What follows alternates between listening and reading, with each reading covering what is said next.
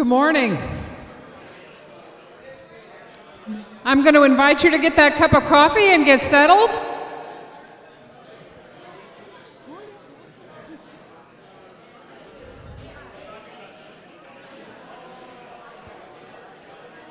Good morning, everyone.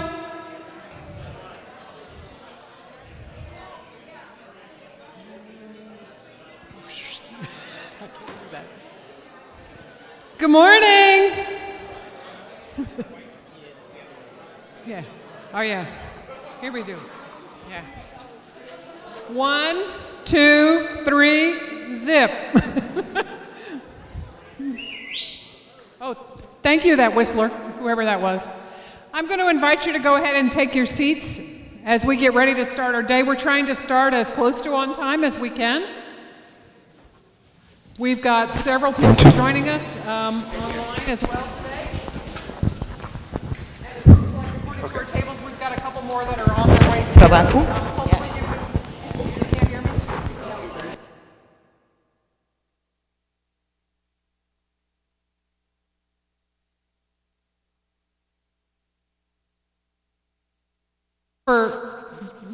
Thank you for setting aside today to be here with us for our boundary awareness training. It literally has been 3 years since we offered one, and it is a requirement or a recommendation of the ELCA that we offer it at least every 3 years and that we participate at least every 3 years, if not sooner. It is very timely that we are gathered here today. I want to let you know, because we are live streaming this event, it is also being recorded. So if you have additional staff members at your church who were unable to be here today, to let you know that you will be able to access those videos very soon and use it to train the rest of your staff who couldn't be with us. I certainly want to thank Briarwood for hosting and for making the accommodations as we moved into this space. Thank you, Briarwood. To Christopher Harris, who is doing our live streaming, and Pastor Kathy Johnson, who's assisting him with that and managing the online community today. If you are going to be speaking, as we engage in dialogue, we will have 2 microphones, one on each side of the room. Please use a microphone. This is a big space. That way we'll all be able to hear each other as well as those who are online. Bathrooms are back over here in this corner this way. If you need to use the restroom, just please slip out and do that. As you arrived today, there were several flyers on your table for some Briarwood events, but I want to start with one which is actually going to be over at the check-in table. So at some point, for those of you who would be attending the Bishop's Convocation, stop over at that table. This is the information and registration information about it, which is just out today. At the end of today, you will be going over to that table, and certificates of completion for those who have been here all day will be all available at the same check-in alphabetized that you used when you got here today. On your table is information. It's not too late to sign up for Briarwood's golf tournament, for the fall festival, and we have then extended the deadline for the pavers that will be out in front of the building. Everybody saw the building as you were arriving this morning. We are getting close. So if you would like to order a paver, please feel free to do that. We'd be happy to receive that today, as well as you can forward that to our office when you have time. It is now my delight to introduce to you our speaker today. This is Reverend Dr. Judith Spindt. She is the DEM in Southwestern Texas, Director of Evangelical Mission in Southwestern Texas. Prior to that, she served in the same role in the New Jersey Synod. So we're delighted to welcome her. She is going to be bringing us a training that comes to us from the church-wide offices, and so was specially trained. Our presentation today will be bilingual. It will be presented in English and Spanish simultaneously. So Judith? Welcome. Is it working?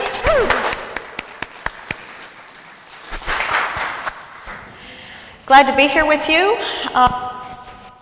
Do we have the right quality of sound here? I feel like we got an echo.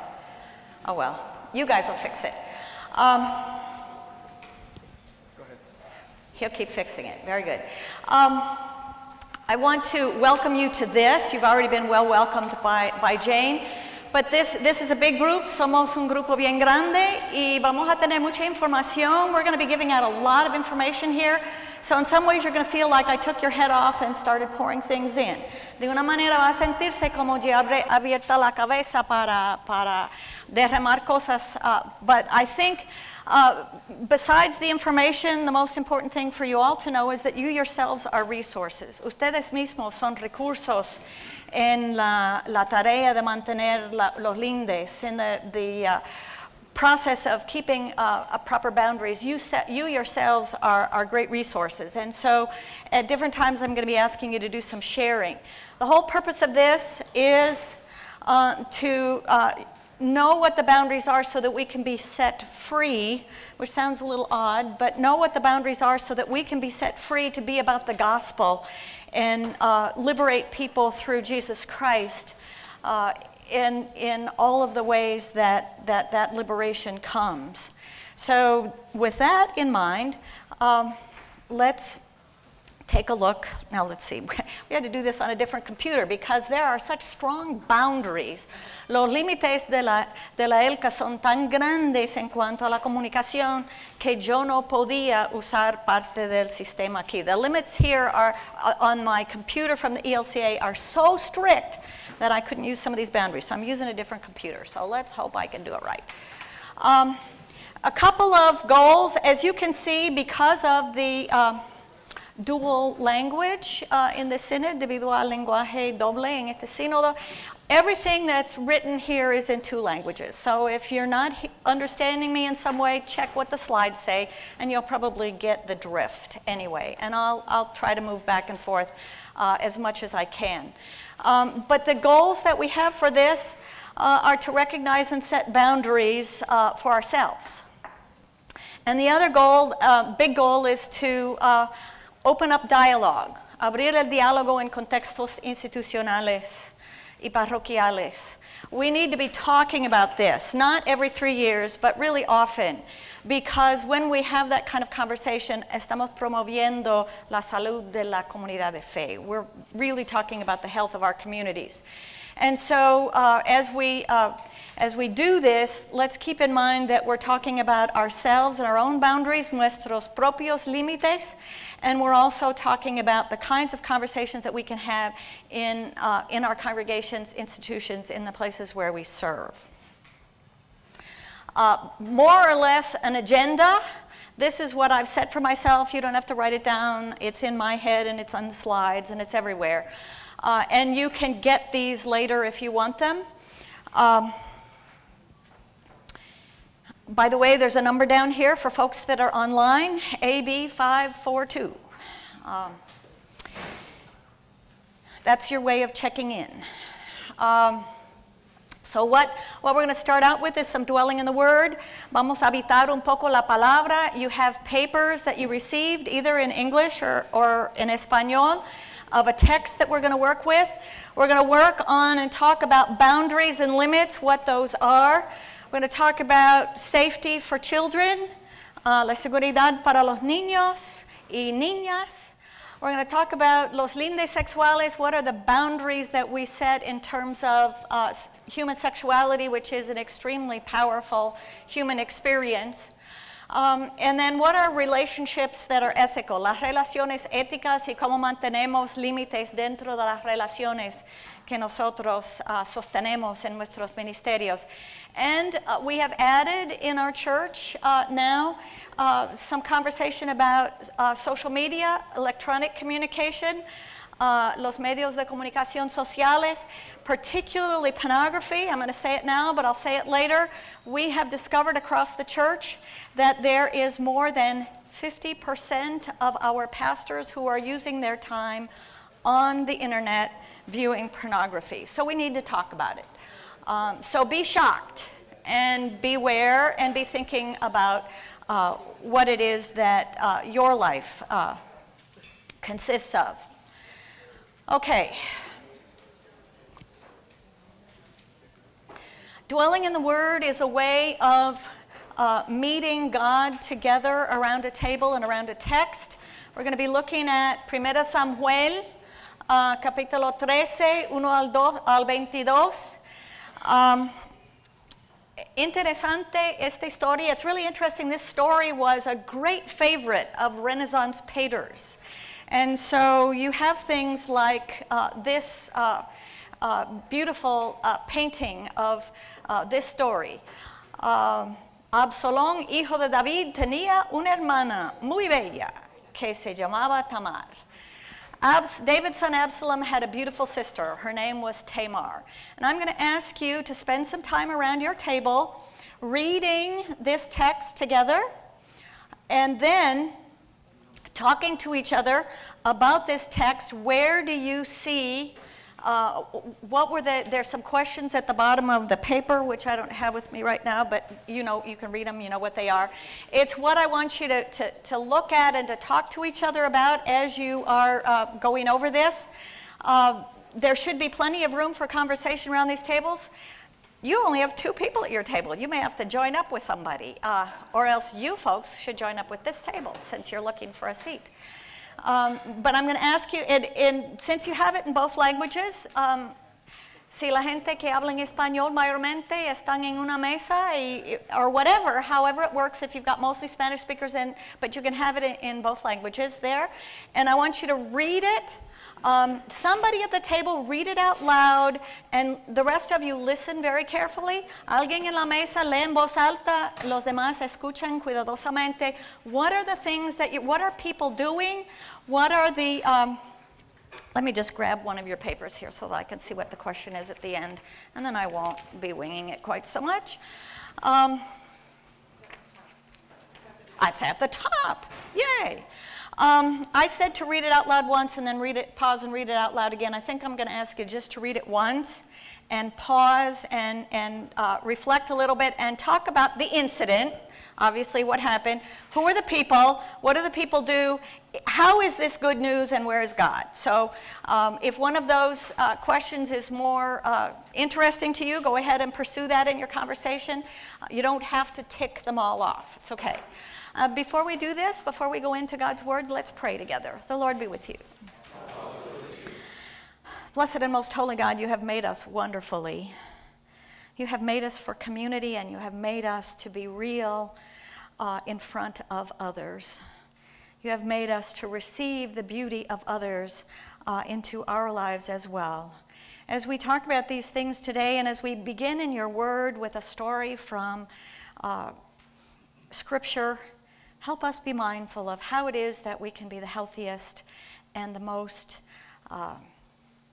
beautiful community before you. In the name of Jesus, amen. So, read. Talk to each other. I'm going to give you about 15 minutes to do this because this is going to take some time. Excuse you. Yes.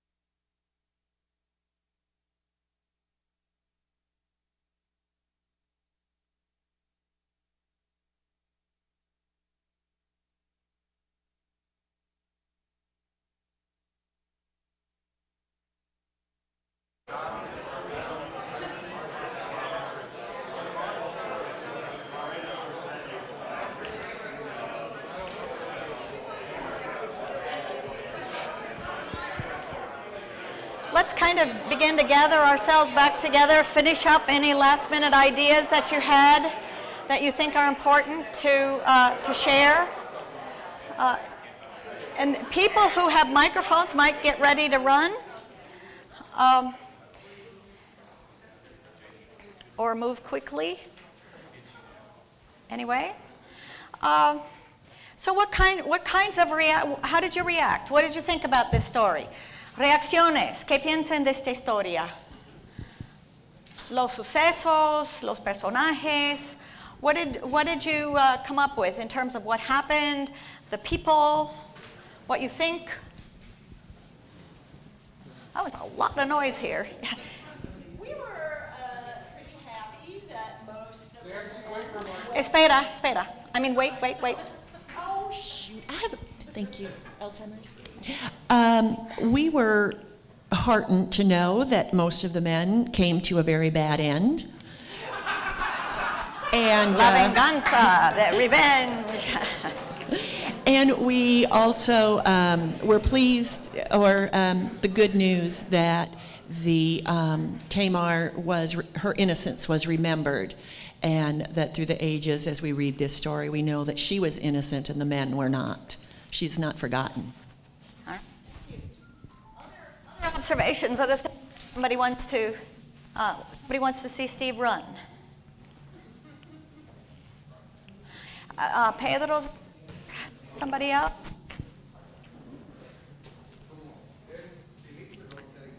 Claro. It's not turned on.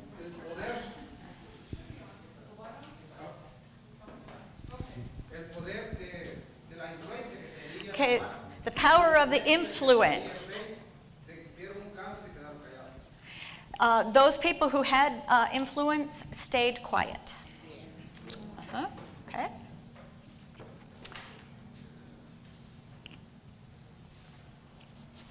One thing that we noted was is that this was a problem not just for the people involved, but that it ended up affecting generations. Okay. Problems are not, even though they think they are hidden or glossed over, they have consequences further down the road. Estos eventos tenían consecuencias en generaciones posteriores. So that wasn't in the text, but some people know. Other things that you saw. We got another, Steve's going over there. One of the questions that came up at our group was, well, where is there any good news in this story? And sometimes the only good news is that somebody who's gone through this experience can say, well, here's my story in the midst of this story. Okay, para ellos en cuanto a las nuevas, a veces no las hay, excepto que hay una persona que recuerde y cuenta la historia para beneficio de los demás. Okay, yes, here's somebody else, one more. Everyone tells her to be quiet. Todo el mundo.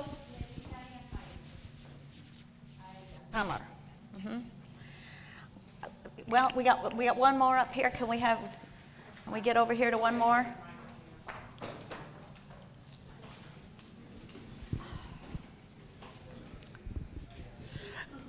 I need to first clarify, I run a rape crisis program.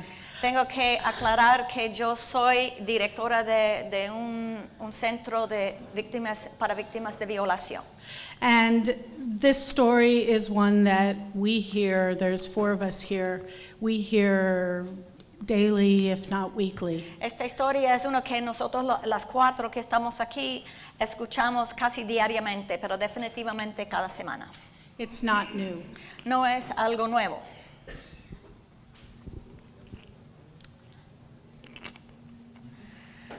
Okay, thank you for going into this. The question is, where is the good news? It seems as though, except for the one who knew what the rules were, who was the victim, who kept crying out, kept trying. Parece que la que conocía las reglas, conocía las colindancias, las que sabía el comportamiento correcto, que seguía pidiendo ayuda y reclamando sus derechos. The one who continuously voiced that this was wrong is the victim. And everybody else, in some way or another, todos los demás estaban participando para multiplicar. They were multiplying her victimization, including David, who was very angry and didn't do anything because he loved his son. El que tenía coraje, pero no hacía nada porque amaba a su hijo. What were the boundaries? How does this fit?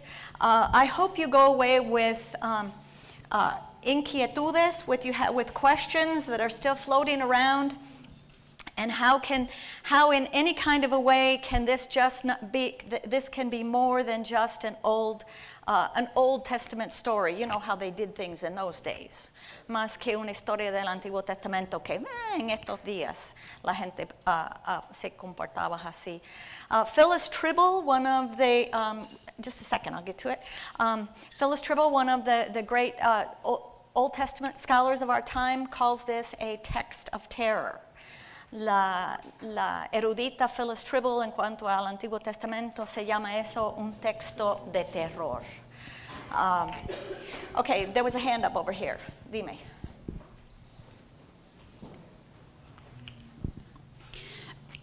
I think that at the time, of course, it was a very patriarchal society, and there was no legal recourse for her.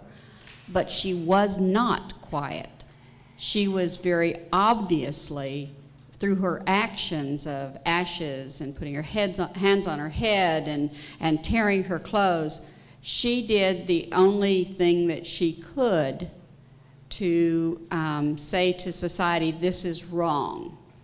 And can you just hold it a second? Yes. So I make sure the Spanish speakers get this. Yes. En las sociedades patriarcales, como en aquel tiempo, ella no tenía derecho y no habían reglas, vamos a decir. Así que ella hacía todo lo que podía hacer dentro de su sistema, tirando cenizas encima de su cabeza, tirando su ropa, todas esas cosas para reclamar. Okay, go ahead. We want to look at her like a victim, but she chose not to be a victim.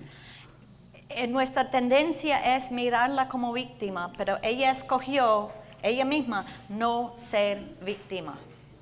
She chose to be that desolate woman because she was not going to go across the boundary again. And through history, now her name is associated with that. Escogió ser mujer desolada como testimonio, como testigo a lo que es correcto, y todavía recordamos a ella así. And God was with her through all of her tears, was crying with her. Where was God? God was with her and helped strengthen her to be that non-victim, to be who she was. Dios estaba con ella fortaleciéndole para no ser víctima, y también fortaleciéndole confortándole, consolándola en medio de sus lágrimas. Well, thank you. Thank you very much for thinking creatively and faithfully about this, and looking for ways to discover what we can find, the resources that we can find in Scripture, and how we can hold this woman up, and how we can look at some of the leadership. ¿Cómo vamos a mirar a los líderes, a los que sabían? If there weren't rules, there were certainly moral norms. Si no habían reglas, definitivamente había normas morales. Así que, y lo interesante es que la historia está en la Biblia. One of the things that's really interesting is that we even have this story in Scripture, and that we can go to it, and we can reflect on it, and we can gain some strength from it for our lives, que podemos fortalecernos en esta historia. Okay. Thank you. And thanks be to God for the Holy Spirit working among us in our conversation. Maybe you will find a feather on your table. Tal vez hay una pluma en tu mesa, porque el Espíritu Santo estaba volando por acá. We'll talk a little bit about boundaries, los límites, cuáles son y por qué son importantes. We've got things like streets, sidewalks, fences, murallas. Has anybody been to the muralla entre los Estados Unidos y Mexico? Have you been to the wall between the U.S. and Mexico any place? We've got all kinds of fences and boundaries. Otras cosas que son lindes, límites, fronteras, boundaries. Your name is a boundary. Your gender is a boundary. El itinerario es un límite. Your family unit is a boundary. Your professional title is a boundary. Every time anybody says the Reverend Doctor, I cringe, because then I think that got to be a boundary that made somebody think that I was better than they were. What are these boundaries good for? How are they used? How are they misused? So titles. Don't cringe, Bishop Kevin, when we call you bishop. That's a different thing. It's not making you better than anybody else. It's just making you more responsible.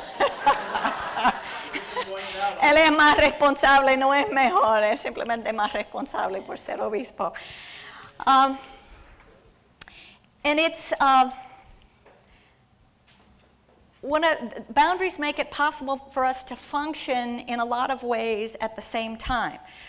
Roads, for example, with those lines that go down the middle and las carreteras que tienen las líneas pintadas en el medio, hace posible que podamos viajar sin chocar. Hace posible que podamos pasar un vehículo en un momento y no en otro. The lines are so simple. They help us know which side of the road to go on, and we can pass at certain times when it's safe and certain times when it's not. We've got all of these boundaries that we already have. And so when the boundaries are important for us because it helps us know who we are and who other people are. Las fronteras, los límites son importantes porque no solamente nos enseñan quiénes somos nosotros, pero quiénes son los demás. When we cross boundaries, sometimes we cross boundaries in good ways. Cruzando fronteras en formas positivas es diferente que cruzar fronteras de manera que viola la frontera, violating a boundary. Can you think of some examples of good crossing of boundaries? Just yell them out. Yell them out. Estudios multiculturales o cruzando culturas para poder aprender más de otros. So we can learn more from others, we can cross into cultures and the gifts that the cultures bring across those boundaries.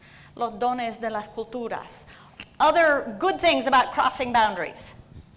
Cross-generational events, get people to know other experiences. Okay, cross-generational events, eventos por los cuales nosotros entendemos otras experiencias. We can learn from others. Ajá.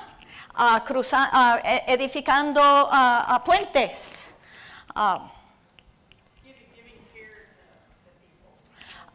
Caring for people, cuidando a las personas. Caregivers who particularly work in the medical field have to cross a lot of boundaries that otherwise we wouldn't cross in the normal way of things. Cruzando fronteras o límites para atenciones médicas. Con el profesional, with the professional aspect and some of the other things, but a lot of boundaries get crossed in care situations. Ajá. Can you say a little more? Teacher, student, estudiante, maestro? There are boundaries between the teacher and the student, but the teacher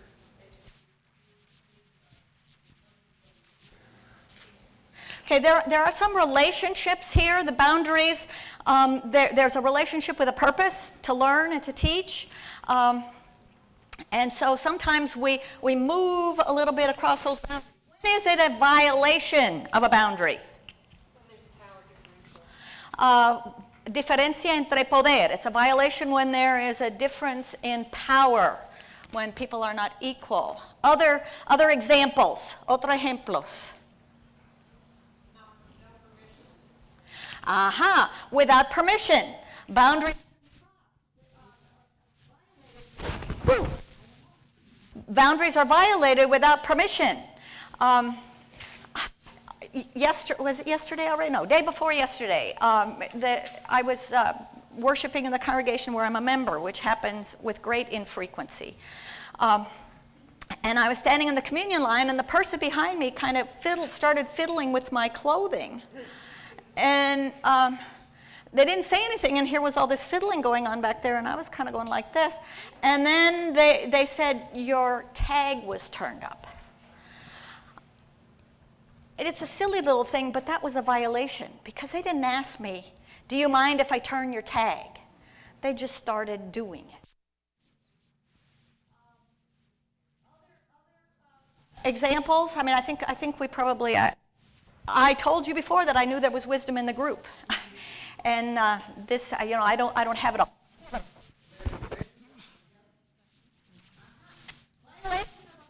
That's, what's going on here? That's an interesting thing. Es interesante. He's saying that resistance to change could be a boundary violation. That's a really interesting thing to meditate on and to think about. How when you refuse to cross a boundary or move a limit, cuando hay la negación de cruzar frontera o mover un límite, could be a violación. Interesting way to look at it.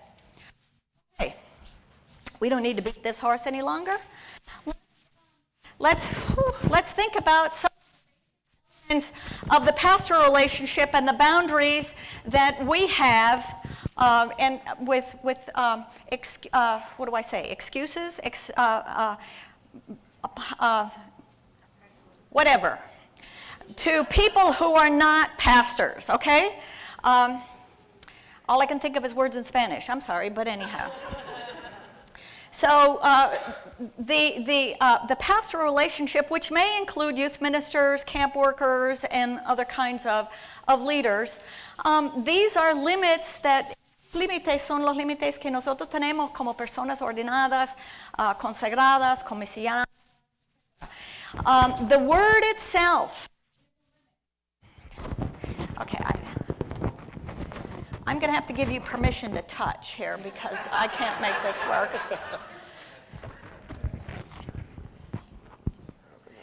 Aaron is wonderfully respectful because the other piece is down here.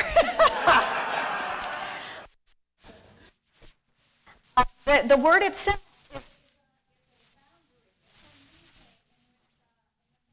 is la necesidad de predicarla, no simplemente leerla. We are called to preach that word.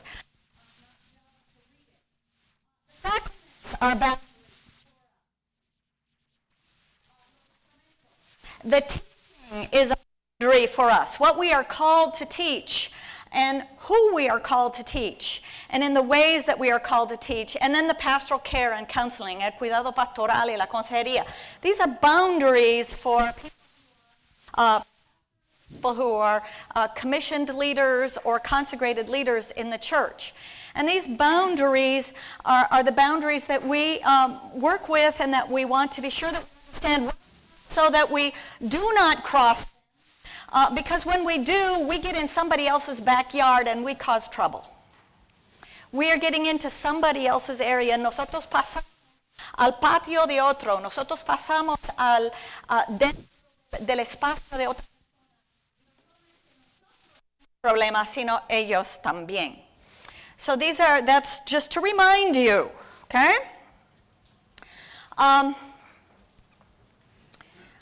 Boundaries are most difficult when we have relationships that defy limits. When they test limits or they defy limits, that's when we end up with some of the most difficult kinds of tests or desafíos a las relaciones. La amistad. desafía una relación because a boundary in a friendship is more porous. A boundary in a friendship has ways of moving that are different than a boundary that is friendly. Think about the difference between being a friend and being friendly. And with friends, con amigos, con amistades, compartimos un grado diferente de experiencias. Y nosotros tenemos que pensar para nosotros cómo un límite de amistad o amigabilidad, ¿cuál es la diferencia? When we say that our church is a family, we draw certain kind of limits. Cuando decimos que nuestra iglesia es una familia, estamos poniendo cierta clase de límites. What are we doing when we say our church is a family?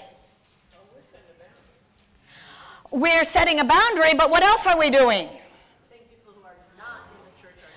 It's setting an outside boundary, but what are we doing about inside? Dentro de la iglesia, dentro de la familia, ¿qué estamos haciendo? Las relaciones en familia tal vez son diferentes que las relaciones públicas. Family relationships inside a family are different than public relationships.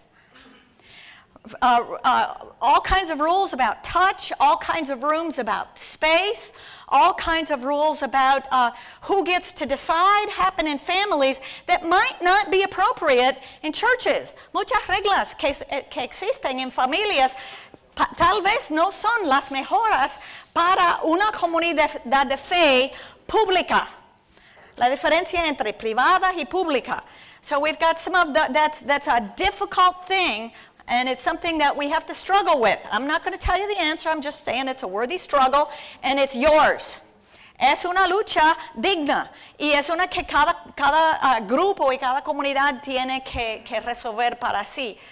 Las relaciones dobles son bien difíciles. Cuando nosotros somos pastores o consejeros a alguien, if we're pastors or counselors with someone, and then over here on the other side, we're going to be their friend, we get in trouble really fast. We get stuck because, okay, now am I your pastor or am I your friend?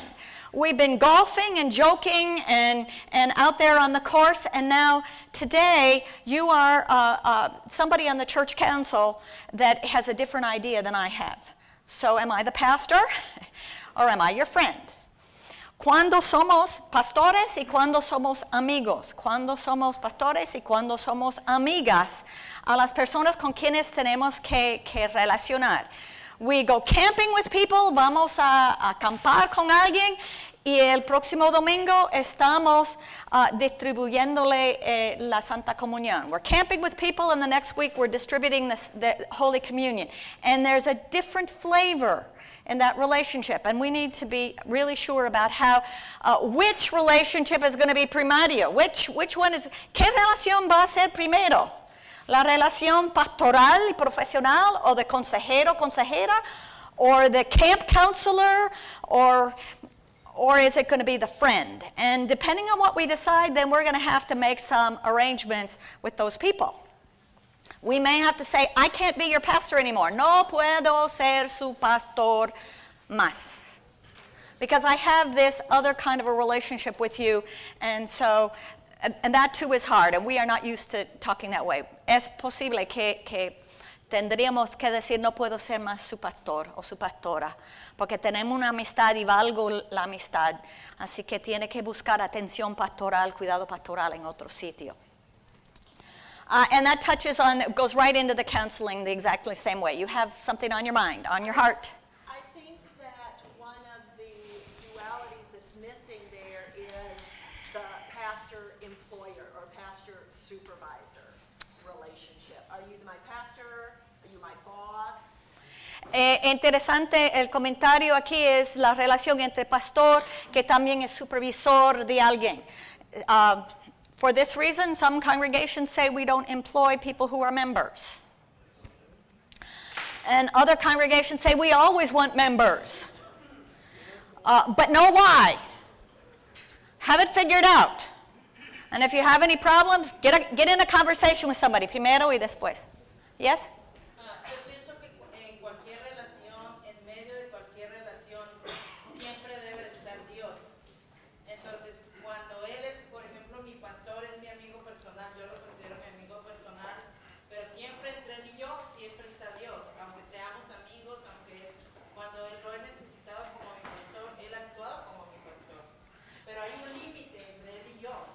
Okay. Yeah, and what she's saying is that she thinks that God forms, in some ways, the boundary. And when she considers her pastor to be her friend, but she also, when she needs pastoral attention, she asks for pastoral attention, and that can be given. And gloria a Dios que eso pueda suceder. Thanks be to God that that can happen, because it can't always. And that's why we have these conversations, because it doesn't always happen. And particularly as if somebody is under stress, particularmente si una persona tiene mucha presión y se olvida de la frontera. So it's tricky, but it's there. Yeah. Okay, Julio. You may touch on this later on. I'm wondering the flip side of the friendship-pastor relationship. What about when the relationship is conflicted with someone that you need to be in relationship with, and how is that crossing boundaries? Buena pregunta. Cuando tenemos amistades, or when we have friendships that put us in conflict with other relationships that we need to have. In a synod far, far away from here, a pastor just turned down a call that he wanted dreadfully to take. But because of his primary relationship with his spouse, who refused to move, he turned down a call. So those are boundaries. Those are violations, or not violations, they're boundaries that could be violated. And those kinds of things happen in synods far, far away and near, near, near, all the time. Something over here, one more thing. Well, I was just, because of that potential conflict, I never go have my hair done by anybody that's a member of my congregation. If you didn't hear it over here, because of the potential conflict, she says she never goes and gets her hair done by anybody who's a member of her congregation. Es una colindancia, un límite personal. She's put a personal limit. She's not going to go and do that. And that's interesting, because one of the most intimate relationships we have are with the people who cut our hair. It's true. And so if that's also our congregant, it gets complicated.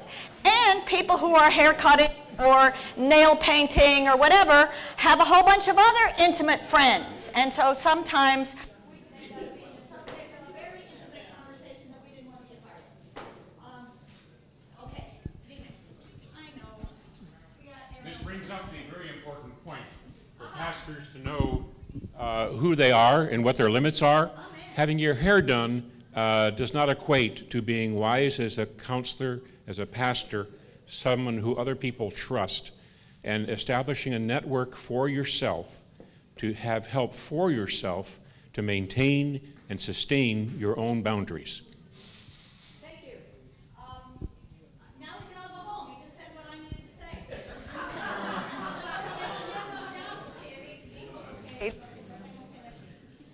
Yeah. This is about the kinds of boundaries that we set, and while it may seem like a frou-frou-y thing to make this hairdo decision, it does form part of a wide web of decisions that we need to make. You want to have my stuff? Oh, look. It's working again. I was about to give him my stuff. Okay. So thank you for reminding us, and I'm probably going to say that a bunch of times, so that's good. We'll hear it. We'll hear it a number of times. And I think the last thing that I want to just touch on lightly now, because it's going to be, we're going to spend some time with it later, and that is electronic communication. When we have situations where the Facebook page of the pastor, and the pastor has so many friends, cuando en la página de Facebook el pastor o la pastora tiene tantos y tantos amigos, y comenzamos a olvidarnos de quién es nuestro amigo y quién es nuestro congregante, y las cosas para los amigos y las cosas para los congregantes. We have this thing, what's for our friends and what's for our congregants, and some people try to have 2 pages, which is against the rules. You can't have 2. I mean, not my rules, it's Facebook rules. So how do we use Facebook? And in another synod, far, far away, on a Facebook page appeared a picture of a pastor on vacation in very short shorts with no shirt and a bottle of beer sitting in a hammock. and not shaven for a couple of days. Did that pastor cross a boundary on Facebook with most of his congregants on that Facebook site? Well, just remember that next time that he's in front of them, even though he's got a robe on and a stole and a kasuya and all the rest of the stuff, they're going to remember that picture. So those are things about limits. Okay. Now, see, you can all talk about that, and you can disagree or agree, but the main thing is that you get thinking, and you make a decision for yourself about what it is that's really important. Judith. What? Could I ask a question in that regard? Sure. You want to know what synod that is? No. I want to know what pastor that was. Okay. No, just a question for clarity here. Yes. Is the problem that the pastor goes and does that? Is that the problem? That the pastor wears shorts that some would judge too short, doesn't shave, has a beer on the beach? Or is it that they put it on their Facebook page that's the problem? Are both a problem or neither a problem? This is good. And, I mean, you're the guy that gets the big bucks for being smart about these things, you know? You're asking the right set of questions. You're asking the right set of questions. It's what you choose to reveal. It's not that he went on vacation, didn't shave for 3 days, had a bottle of beer, took his shirt off because it was hot, whatever it was. Those things don't have anything to do with it. And probably on his vacation, he was with people whose boundaries were much more porous with him. But when he put it on his Facebook page, which is also the page that he announces worship services and other kinds of things on, then it gets, you know, it's a cross. It's a cross. It's probably not, it might be one for a wise bishop to call him up and have a little conversation about it. It's probably not something that a wise bishop would say, you're on notice. Those are the kinds of things that we need to think about because they're happening more and more. Judith. Yes, dime. Okay, so, but this points to the dilemma of our age, and that is unless he was taking a selfie and he in fact posted it himself, it's also entirely possible that somebody else took that picture and tagged him. Yeah, es parte del dilema de nuestra época, que las cosas pasen fácilmente y rápidamente por toda la red cibernética, y es posible que él mismo no sacó la foto, que otra persona lo marcó y lo posteó ellos mismos. And that's what we're going to talk about a little more when we talk about the social media thing, because we all have to get that figured out. Look at, now he's running barefoot. Is this a boundary violation? Much easier. Do we need to see his feet? I was kind of waiting. You switched slides. Oh, I was what did waiting I do? for the other. No, that's okay. Just a personal experience that was not in the Lutheran church. It was when I was going elsewhere. Far away. Yes, far away. Speaking of boundaries, both for your congregants and for the pastors, I was subjected to marriage counseling by a pastor that, and now I'm wondering if he even was properly ordained, because this was, you know, non-denominational church meeting somewhere. As pastors, you are counselors. You kind of put on sort of a therapist hat, but know your limits there. And that's, you know, that's for the people you're talking to and also for yourself, because know when it's time that you need to go to a professional because of what the situation is. I mean, my situation was just after the first meeting, I realized this person has no idea what they're doing. But, you know, if someone comes to you in a situation of abuse, which was kind of my situation, and you need to know, okay, this is where my expertise stops, and you refer them to someone else. Don't try to tackle the role of counselor or therapist if you don't have the training. I know some pastors do, but some don't. Okay, es un aviso. It's a good warning, un aviso importante, que la consejería es diferente que si nosotros no somos personas con licencia o experiencia, no debemos de estar ofreciendo consejería matrimonial extendida. We need to know when to refer. Yeah, and we'll say that over and over again here too, and that's the wisdom that's in the group. You all learned it well, and that's good. Know when to refer. Dime, what? You can tell someone you can pray with them and listen to them, but Chris, you're absolutely right. The first thing I say is, I am not a counselor, and I do keep a list of men and women counselors that I can refer them to with a phone number. In that type of thing. Y lo primero es reconocer nuestros límites.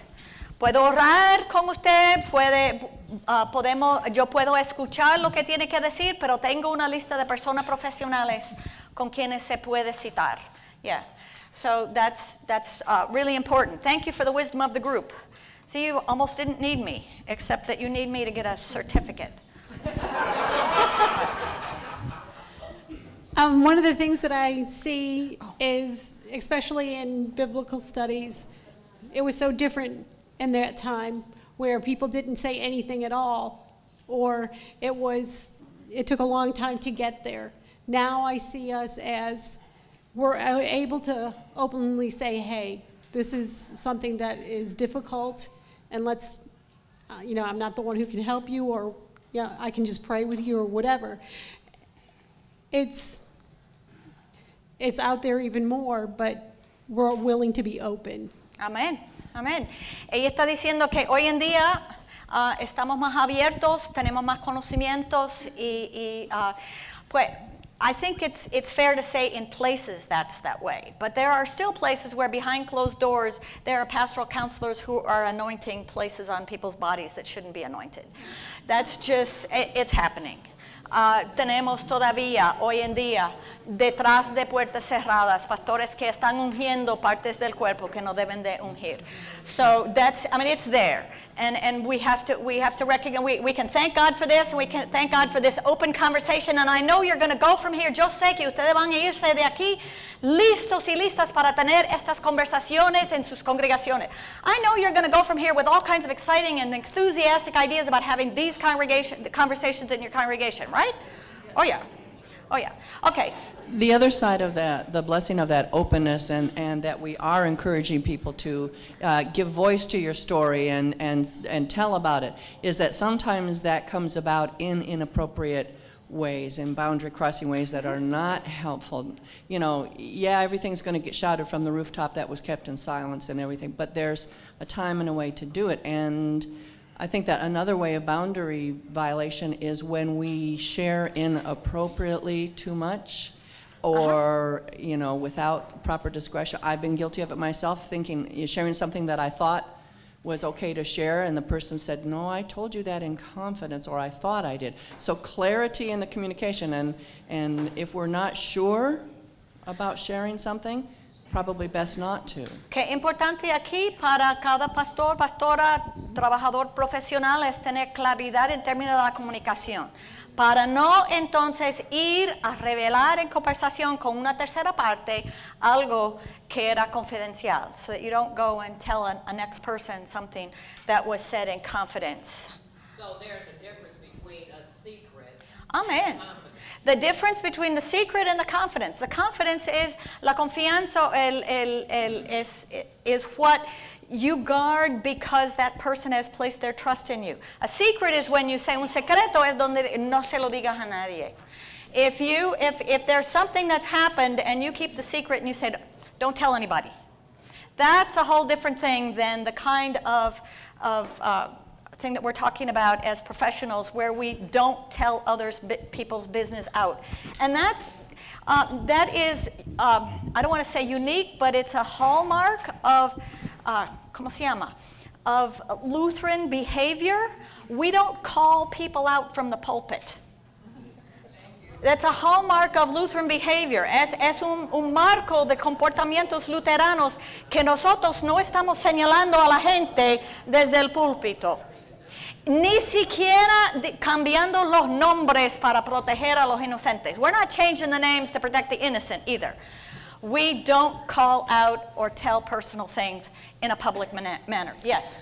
The short way is a secret protects the powerful and the confidence protects the powerless. All right, there we go. Wisdom from the group. Un secreto es protección para los poderosos. Confianza es protección para los que no tienen poder. That's very helpful. Thank you. Sometimes we need the clarity to know about whether or not something is okay to share. And that was kind of Y a veces, if we don't know whether or not we should share this, we need to ask. okay, but what she just said, tenemos que preguntar. We have to ask.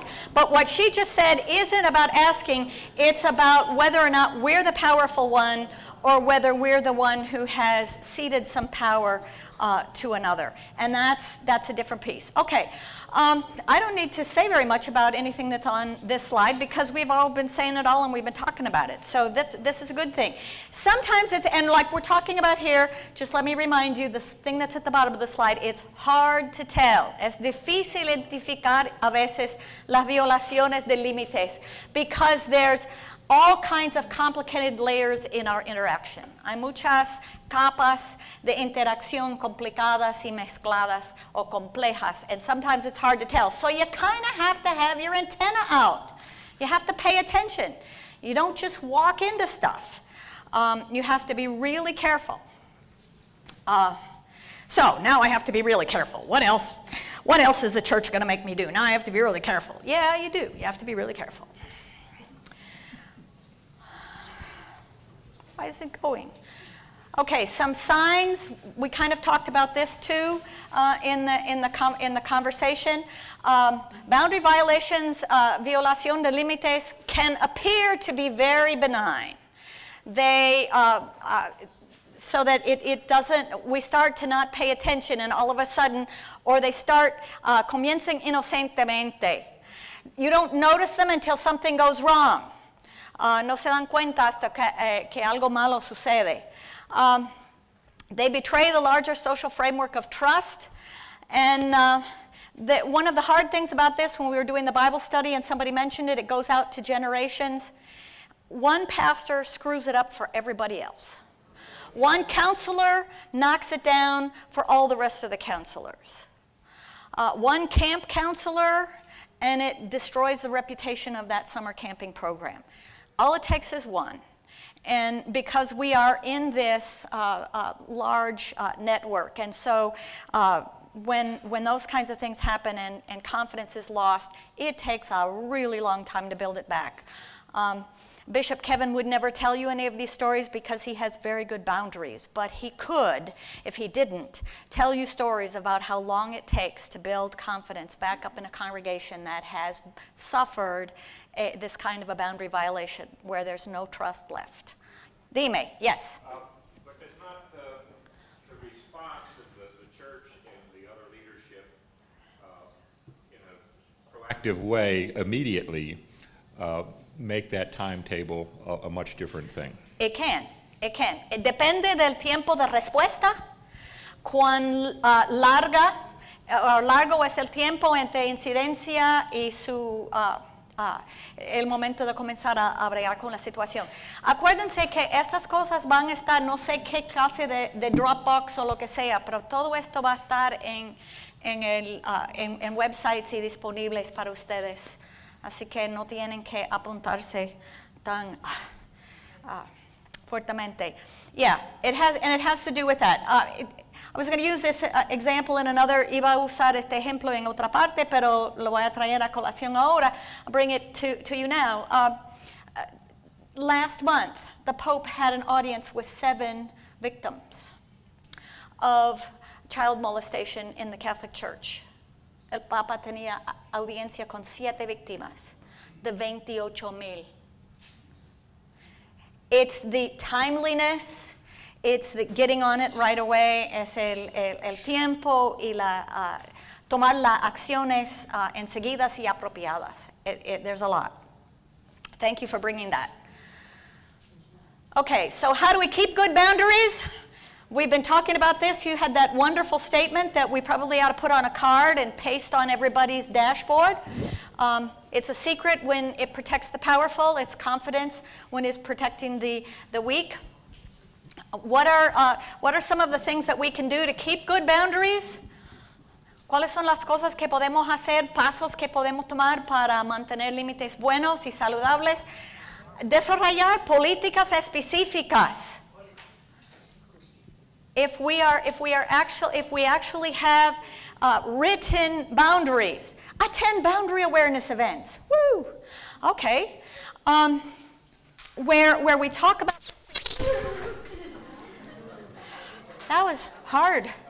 Where we talk about this together, where we then can go from this place and maybe even hold each other a little bit accountable. Hablamos juntos, pero cuando nos vamos de aquí, nosotros somos parte de red de responsabilidad de cada cual. The other thing is we need to know what our stressors are. We need to know what kind of pressure we are under, and we need to recognize that we are not pastors and professionals who can deal with everything. We are people who are flawed and fractured and in pain just like anybody else, and those things stand in the way many times of us being able to know what we're actually doing or the steps that we are taking. Cuando nosotros estamos bajo mucha presión y no tomamos cuenta de la presión que estamos pasando o está pasando por encima de nosotros entonces actuamos de manera indebida por no estar consciente de lo que está pasando. Take your time off. How many of you took your day off last week? Good for you. How many of you had too much to do so you didn't take your day off? That's pressure, that if you don't take days off, don't be proud of not using your vacation. You're not doing anybody any favors. Tomas el día libre. Tomas las vacaciones debidas. It's something, oh, I'm so sorry. I just wanted to share something I think is important too. To go to the meetings where you gather with other pastors, because I know that isolation often causes pastors to cross boundaries. Yep. Participa con otros que están en la misma situación. Pastores conocen la vida pastoral. Pastors know the pastoral life, and if you can be relating to people who are in similar situations, that's very helpful. Dime. The other thing I want to stress is, as a lay person, I try to support the pastor whenever she takes time off to see her family. Woo! Because I think we've got to get the lay people out of this superhero myth that, pastors are there for everyone 24 hours a day. So to encourage the lay people, to encourage the vacations, and to acknowledge that that's a necessary part of the pastor to have their training opportunities and family opportunities. Okay, ella está diciendo como una persona laica, ella está respaldando a su pastora en sus vacaciones, en su día libre, en su educación continua. Could we clone you, and maybe you could go around and visit some church councils and let them know your attitude and give them your point of view. And then be sure that you're spending time with your family. And if that means you have to get on an airplane and go someplace because your extended family, do it. Be sure you stay connected with the rock from which you were hewn. That's really important.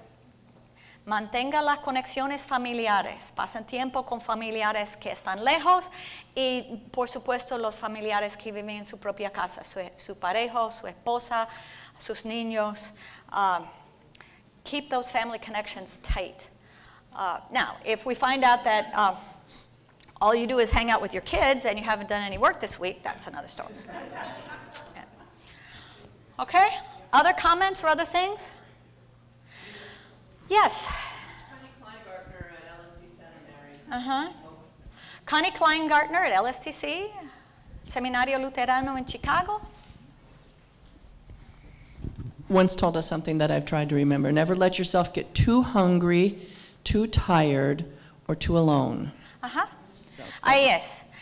Too hungry, too tired, or too alone. And maybe you could also say in this day and age, too fat. Because it might be the opposite. Because then when your body isn't feeling optimal, If you are suffering from other kinds of chronic things because you've been overeating, then you get in trouble too. So, Pedro. Okay, we got 2 more, and then we're going to take a break. So, go, dime. Como pastor en una iglesia donde el pastor ve el problema, pero los del consejo no lo ven. Okay, this is a good question. How do you develop systems and guidelines in a congregation where the pastor sees what the problem is, but the people don't? And that's when you need some education. I'll give you my phone number. No, because I could come to your congregation in Inglés o Español, but there's other people.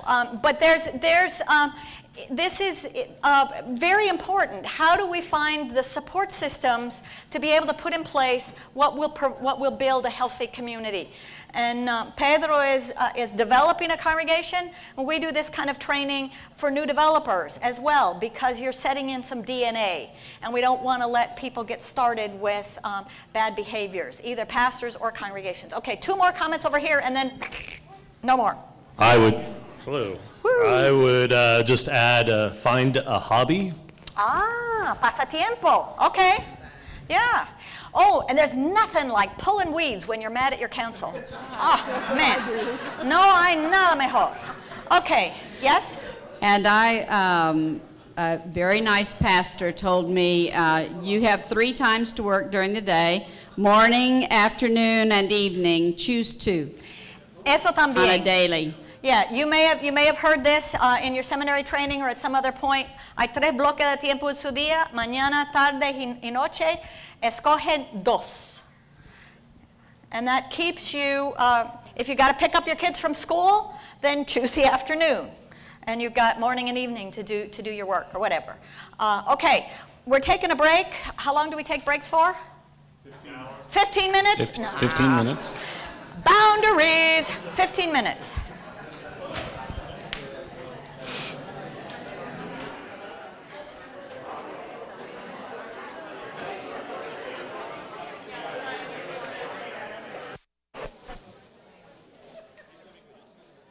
Déjenme.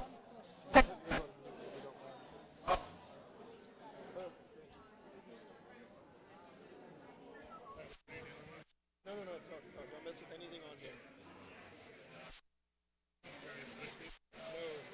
No, this is what's wrong, not that one.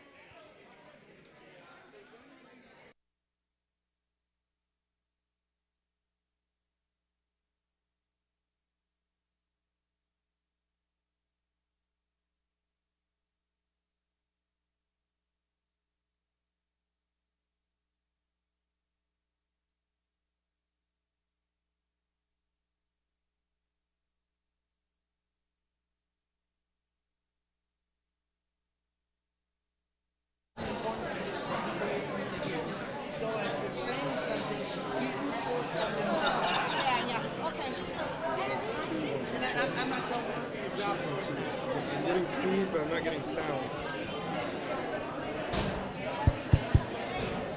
That's hot.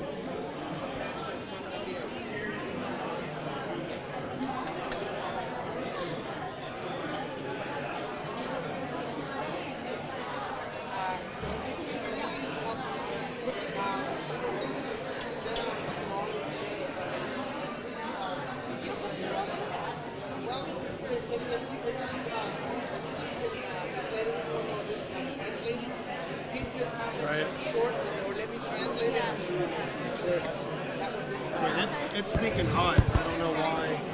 Can you put that one on mute for me? Sorry about that.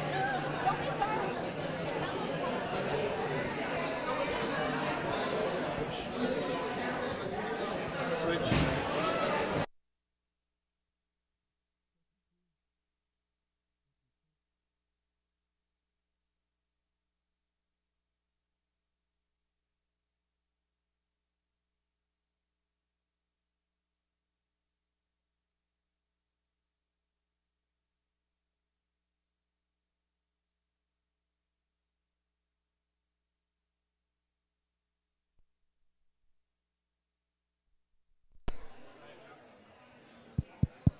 Check 1, 2.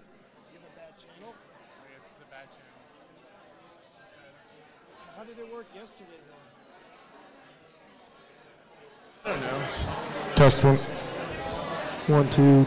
Check 1, 2. Everything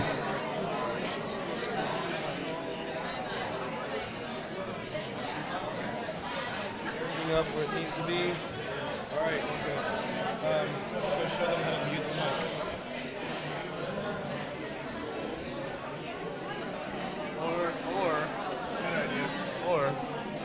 One idea is having Lauren and I walk around with them, but they're not okay with that.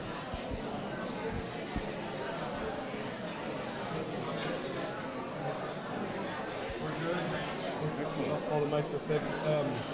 Yeah, you learned you can't go in front of the speaker with the microphone. Oh yeah, I'm sorry about that. No, you're good. I knew that. I just didn't know it. No, you're good. To mute these ones, you just hit the red button. Right. Close to push. Yeah, so now it's sort of back up here for a second. So it's the same on both. So both of them are working now. Excellent. Excellent. Thank you. And you sure it's not going to cut hers out? It shouldn't. Because what was happening is...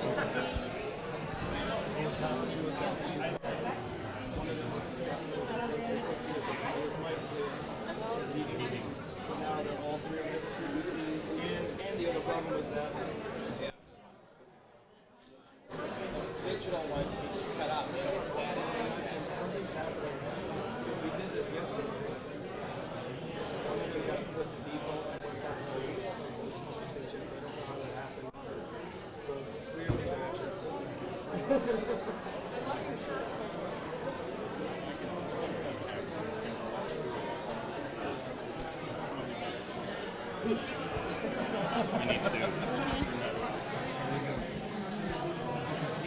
So they are hot.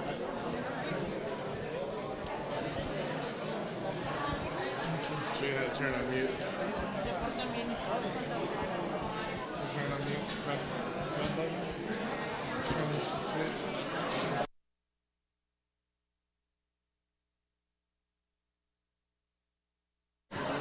Oh, that's way too much for me. You're beyond my scope already. That's a lot easier. Then we don't have to.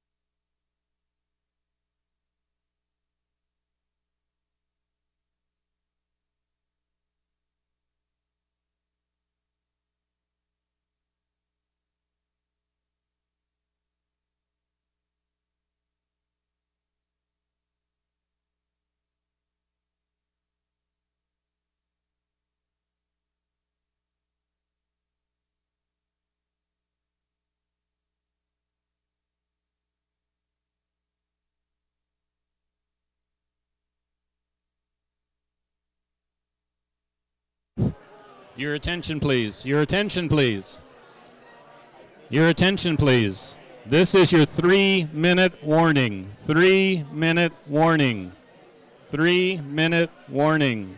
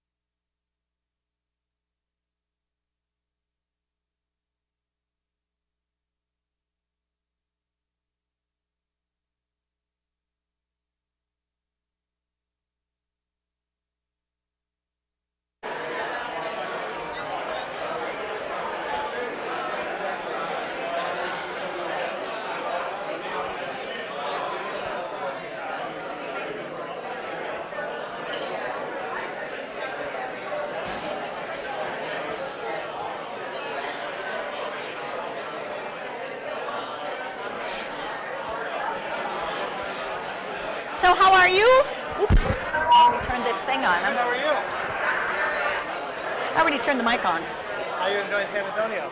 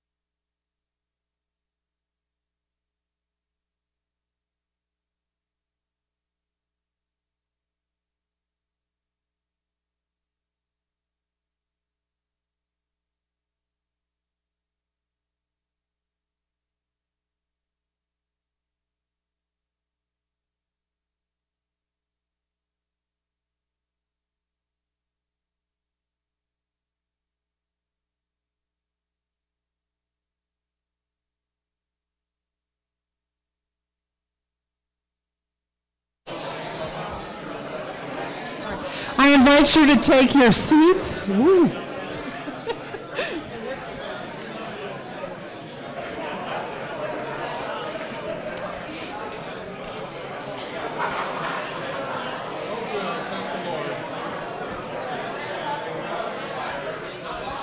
All right, let's gather back together. We're going to be breaking for lunch at 12:30, so if you'll just put those conversations on hold for a minute. Yeah. We have a special event at lunch today. More later. What is the mantra? Chill, baby, chill? Is that what it's about? For the special event, chill, baby, chill? Ice, baby, ice. Oh, okay. Well, chill, ice. Okay, are we going to have this slide set go up or are we not?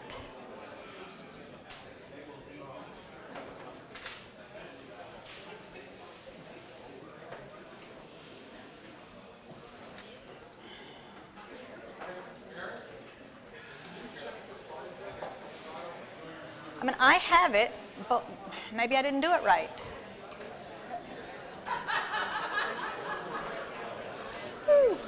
Okay. Test.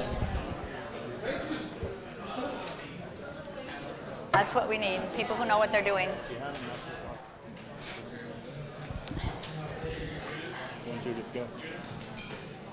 Yes.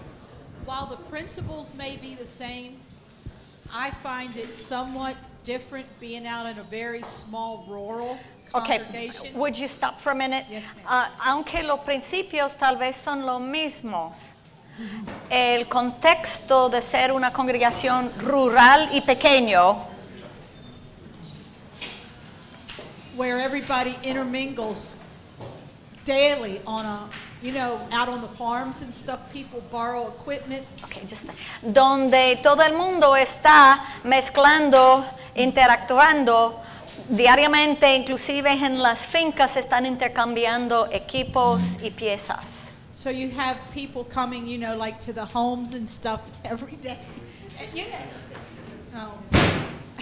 It's just very different, even though I know the principles are the same and you need to keep those things. Sometimes it's hard to differentiate with some of that stuff. Okay, y es bien importante mantener en su mente los principios porque el contexto a veces hace más difícil diferenciar entre las relaciones. Yeah, thank you. Okay, we're going to go talk about, vamos a proceder a otra categoría.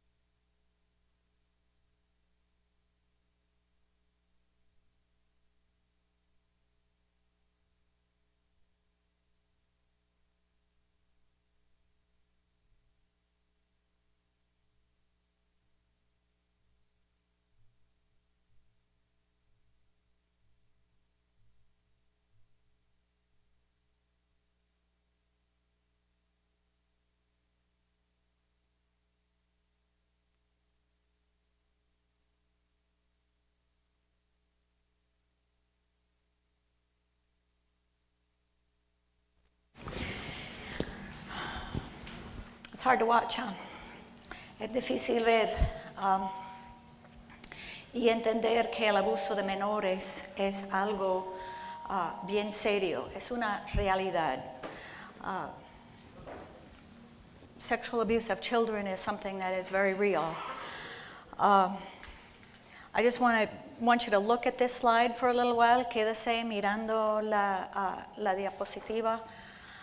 1 de cada 3 niñas y 1 de cada 5 niños es víctima de algún tipo de abuso sexual antes de alcanzar los 18 años.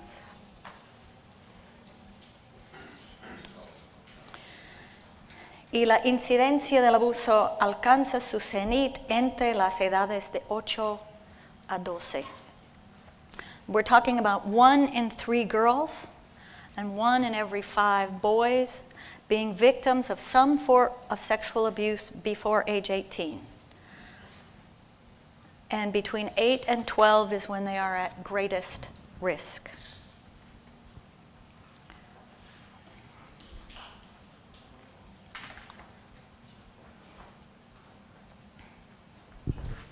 Yes, we got a hand up. Do you have a reference for this? Just looking for the reference for this. This is something I've been quoting for a number of years, but I'm looking for the actual reference for that number. I got it from the Church Mutual. Yeah, that's. I'm looking for the study, so if you can help in any way. Yeah. Well, we'll see what we can find.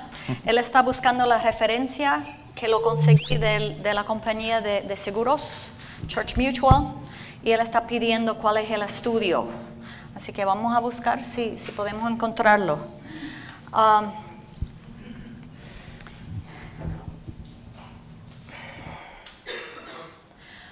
Okay, what is, did I miss this? This is different than I'm used to. Okay, all right. Abuso sexual, contacto o interacción entre un niño o una niña en donde el adulto o la adulta utiliza al niño o niña para el estímulo sexual propio o de otra persona. This is sort of the classic definition, es la definición clásica de lo que es el abuso de menores. Any contact between a child and an adult where the child is used for sexual stimulation of the adult or another person. 90% de los casos, el abusador es conocido por su víctima. This is not a problem of strangers. This is a problem of people who are known. En muchos casos, el abusador es un familiar. This is also something that is hard sometimes for us to deal with when we have to recognize that in many cases, abusers or offenders are family members of the one who has been abused. This is why we do this. This is why this is important.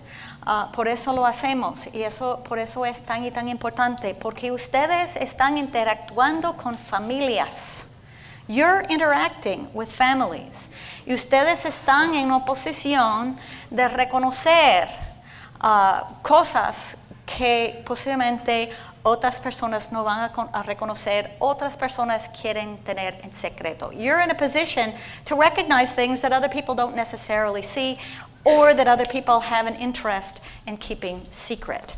So this is important for us to be aware of, not only because of who we see, es importante no solamente debido a quienes nosotros vemos y con quienes interactuamos, sino también por la calidad de las relaciones dentro de nuestras congregaciones, for the quality of relationships in our congregations. Okay, Nick? I just want to expand on the first point. Okay. We talk about sexual abuse as something between a child and an adult. Okay, stop. Él quiere expandir un poco en cuanto al primer punto, que nosotros pensamos que el abuso sexual es entre niño y adulto. There are a number of cases where it's between a child and an older child, and I think we don't talk about those as much. Stop. Hay casos donde está dentro de un niño mayor y un niño más chiquito, y eso también estamos dando por alto. You need a red card and a green card. I got this. Especially within families. Especialmente dentro de familias. And I think it's something that we need to be mindful of in youth groups, considering lock-ins and other overnight things. Es algo que tenemos que tener en mente, especialmente con los ministerios entre jóvenes. Cuando tenemos cosas de noche, pasamos la noche en la iglesia, una serie de eventos como ellos. Y la gente del campamento pueden decirnos un volumen. Ellos pueden enseñar esta parte. The people from the camp could teach us this whole session because it's something that they work with constantly as they have children moving through here and interacting. So I don't have it all. We are each other's teachers, for which I am most grateful, because if I had to be an expert, I would be a drip under pressure. Otro comentario.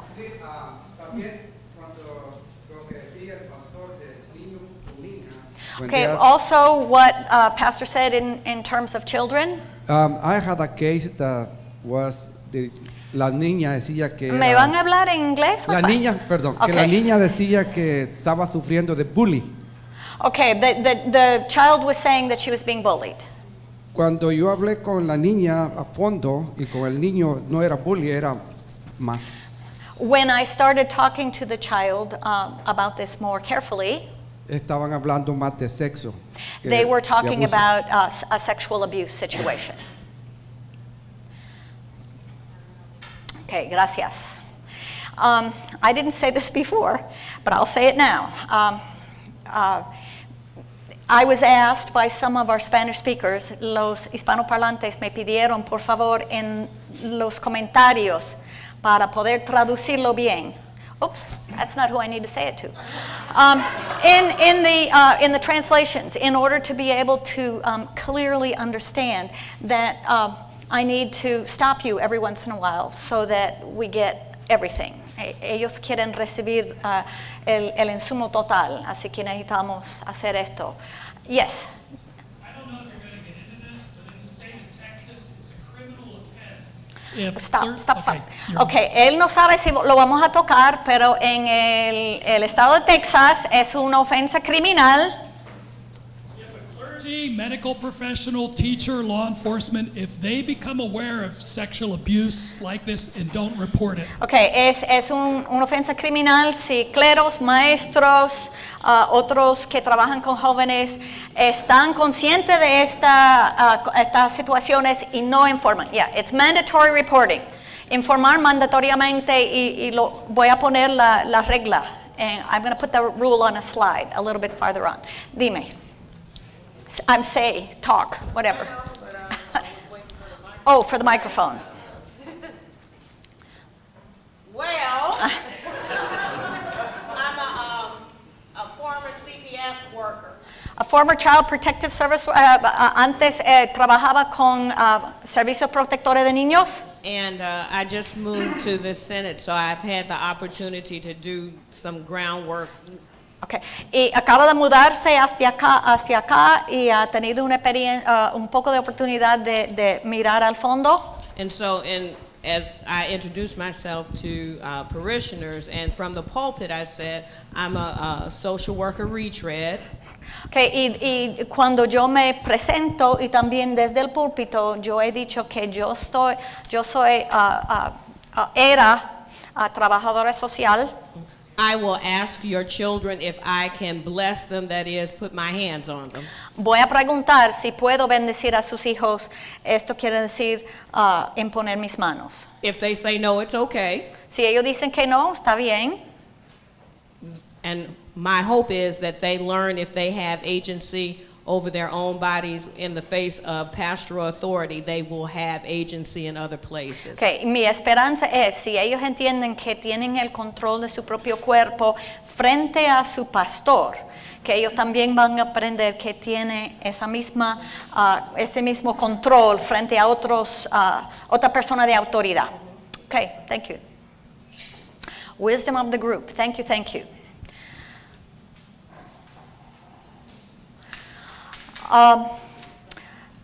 Personas que son abusadores. Nadie tiene en la frente un signo que dice abusador. Nobody carries around a sign on their forehead that says, I'm an abuser. Pero personas que trabajan en posiciones de confianza que tienen contacto frecuente con menores, such as teachers, consejeros en campamentos, youth ministers and teachers. Abusers come, los abusadores vienen de todo sector económico, racial y social. La mayoría de los abusadores son hombres, y eso no quiere decir que yo pienso que ustedes los machos son malos. I don't think that those of you who are men here in the room are bad. I'm just saying this is the statistic. The majority of abusers are men, and they were sexually abused as children. Fueron abusados sexualmente como niños, así que es un comportamiento que pasa a otros. La mayoría de los abusadores no son violentos. Most of them aren't violent. They're not trying to hurt children. No quieren causarle ningún daño a los niños. Relacionan bien a los niños. They get along really well with children. The problem is that they are sexually attracted by children. El problema es que reciben estímulo sexual de niños, no porque los niños están haciendo nada, simplemente es como ellos funcionan. They typically use un tipo de coerción gentil, hacen amistades, dan regalos, and to be able to relate to children, and then they often use bribery or threats to keep them. Muchas veces utilizan un tipo de, dan regalos o amenazas para después mantener el silencio. Yo creo que el ejemplo clásico que todo el mundo tiene en su mente, por lo menos en los Estados Unidos, es Jerry Sandusky. I think the example that we can all point to, that we would all relate to, is a person like Jerry Sandusky, who had a foundation, who took care of children, who got them into ball games and did all kinds of things. And then afterwards, he used threats and bribery to keep them silent. We know about that, and we also know what happened to that man, and to people who hid him, people who made it possible for him to get away with it as long as he did. Anybody want to say anything about this? We have the level of tension or energy in the room is real different. I'm sorry, but we got to talk about this stuff that's no fun too. Yeah. Well, Bishop Kevin. As I work with congregations, whenever there's an accusation, I'm amazed at how the congregation will pretty much circle around the rostered leader and protect them, the abuser. It's very difficult for congregational members to acknowledge. I'm sorry. Yeah. Okay, como obispo, cuando él está trabajando con situaciones donde han habido abuso de menores, él está maravillado cómo los miembros de la congregación apoyan al abusador. And we might say that, like in the case of Sandusky, people that protected him knew what he had done. Y podamos decir, como en el caso de Sandusky, que los que le protegían sabían lo que habían hecho. And that makes it all the worse, I think, all that much worse if they knew what he did. Y esto lo hace peor, cuando los que están protegiendo al abusador sabían lo que hizo. But I marvel in congregations how when it's very clear to the congregation that the pastor is culpable and guilty, pero otra vez me maravillo cuando está bien claro a todo el mundo que el pastor es culpable de las acusaciones. they will still do everything in their power to protect him. Ellos siguen haciendo todo posible para protegerlo. I think that makes us also compliant as a culture in protecting the guilty.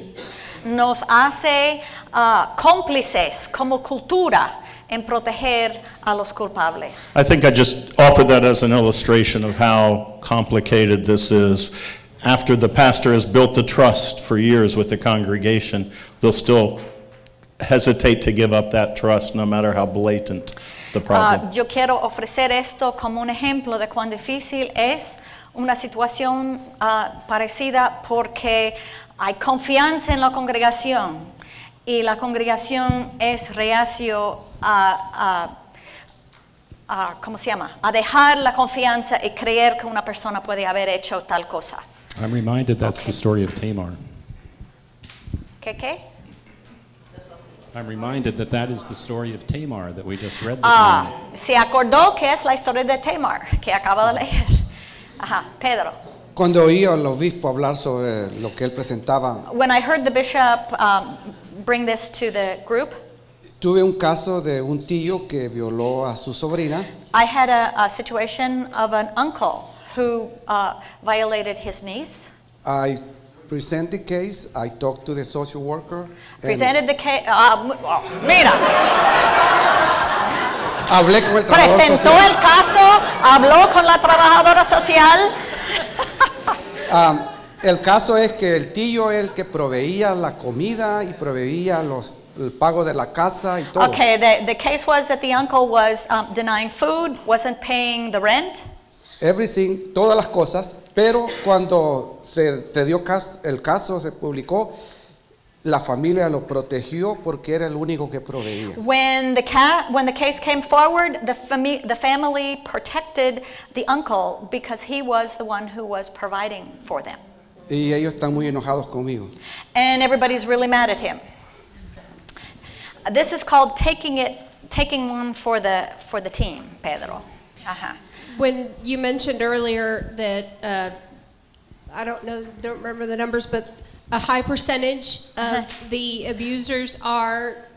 Okay, cuando mencionamos antes que un alto porcentaje de los abusadores, ofendores, bad guys, gente mala, are known to the victim, that they are family members. Son and friends. conocidos por sus víctimas, familiares o amigos. I wanted you to repeat that. Quiero que lo repitan. And underline it and bold it. Y subraya y le pones a mayúscula. We have this fictional narrative that abusers are, that it's a dark man in the alley, that it's a stranger. Que tenemos una ficción, un mito, que es la persona detrás de la casa, que es una persona extraña. Un desconocido, that it's an a unknown. Monster. There was a campaign against sexual trafficking a while back where it was real men don't such and such. Había una campaña en contra al tráfico sexual hace poco y el lema era los hombres verdaderos no hacen tal y tal cosa. And to me that's extremely damaging because it is real men. It's not a holograph. Para mí eso es algo bien malo porque no es fantasma, son hombres verdaderos. We have this idea that if someone would abuse or rape, it has to be an ogre, a horrible person. Well, a real man wouldn't do that. Tenemos la idea que para violar o causar o hacer abuso sexual que tenía que ser una persona bien mala. And that's why it's so hard when it is a nice guy, when it is the pastor. Por eso es bien difícil cuando la persona es buena, simpática, cuando es pastor o pastora. And that might be why congregations that rally around their pastor, it's just that denial because they can't believe, no, this is a nice person, even when they have proof. Okay, y por eso puede ser que las congregaciones apoyan abusadores porque para ellos esta persona es una persona simpática y buena. Okay. As a follow-up to that, do you have the statistics or the data on homosexual predators Para dar seguimiento, la pregunta es si yo tengo estadísticas en cuanto a ofendores homosexuales. and heterosexual because La diferencia entre homosexual y heterosexual, no, I don't. My understanding from sexual offender chaperone training was that far and away the majority are heterosexual, and this is another fallacy. Mi entendimiento es de un adiestramiento que yo he recibido que los abusadores en su gran mayoría son personas heterosexuales, no son homosexuales. Y oigo aquí a alguien diciendo que sí, del grupo que trabajan con personas víctimas. Okay, wait a minute. Where do we have the next mic? Okay, go. Dale. To be clear, what we're talking about is very, very, very serious. Para aclarar la cosa, estamos hablando de algo bien serio. But I think we also need to speak about how we educate congregations simply because Que creo que tenemos que también hablar cómo vamos a educar a nuestras congregaciones debido a and stress how serious this is. Y enfatizar la seriedad. Because on the other side, go ahead. Yeah, because on the other side, a pastor's stock and trade is trust. Porque en el otro lado, por el otro lado, nuestro mayor herramienta de ministerio es la confianza. And that's really all that we have. Y es todo lo que tenemos. So there are people in our congregations, and we need to face this, that will make false accusations. Que tenemos que entender que hay personas en nuestras congregaciones, tenemos que enfrentar lo que también va a ser acusaciones falsas.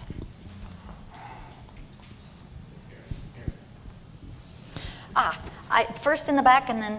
Ya, es un tema muy difícil, pero a veces quisiera decirle que hay que saber escuchar a nuestros hijos. This is a really hard topic, but I want to say that it's really important to listen to our children. Mi hijo estudiaba en un colegio salesiano en el Perú, de padres salesianos. My son was in a Salesian academy, not sleazy, Salesian academy in Peru. Y estaba en el equipo de soccer. He was on the soccer team. Y el entrenador le hacía tocamientos indebidos. And the coach was making inappropriate advances. En el momento que él me contó, yo fui a la dirección y hablé con el director del colegio. I went to the director of the school. Y lo que me contestó fue que tal vez son fantasías de mi hijo. And I was told that this was probably a fantasy on the part of my son. Entonces, como padre, y digo para que lo escuchen, a veces hay que saber escuchar y tomar acción. So what I'm saying is, as a parent, it's important to be able to listen and take action. Lo único que decidí, al no ser escuchado, es sacarlo del colegio y creerle a él, no al sacerdote que me dijo que era una fantasía.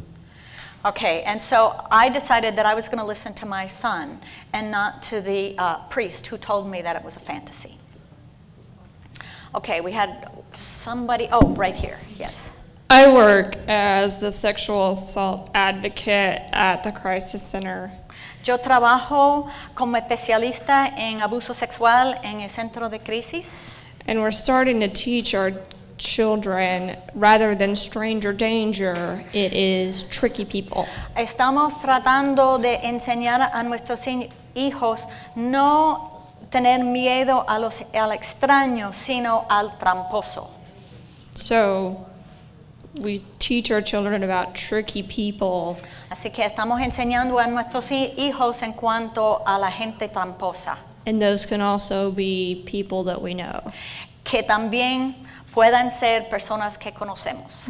And I do have resources to give statistics if you come find me later. Y ella tiene recursos para darle estadísticas si quieren pasar más luego. Ahí está ella. Ella puede ofrecer.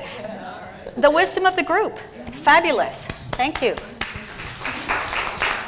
Okay, now we had another one. I don't know the order. Okay, dime.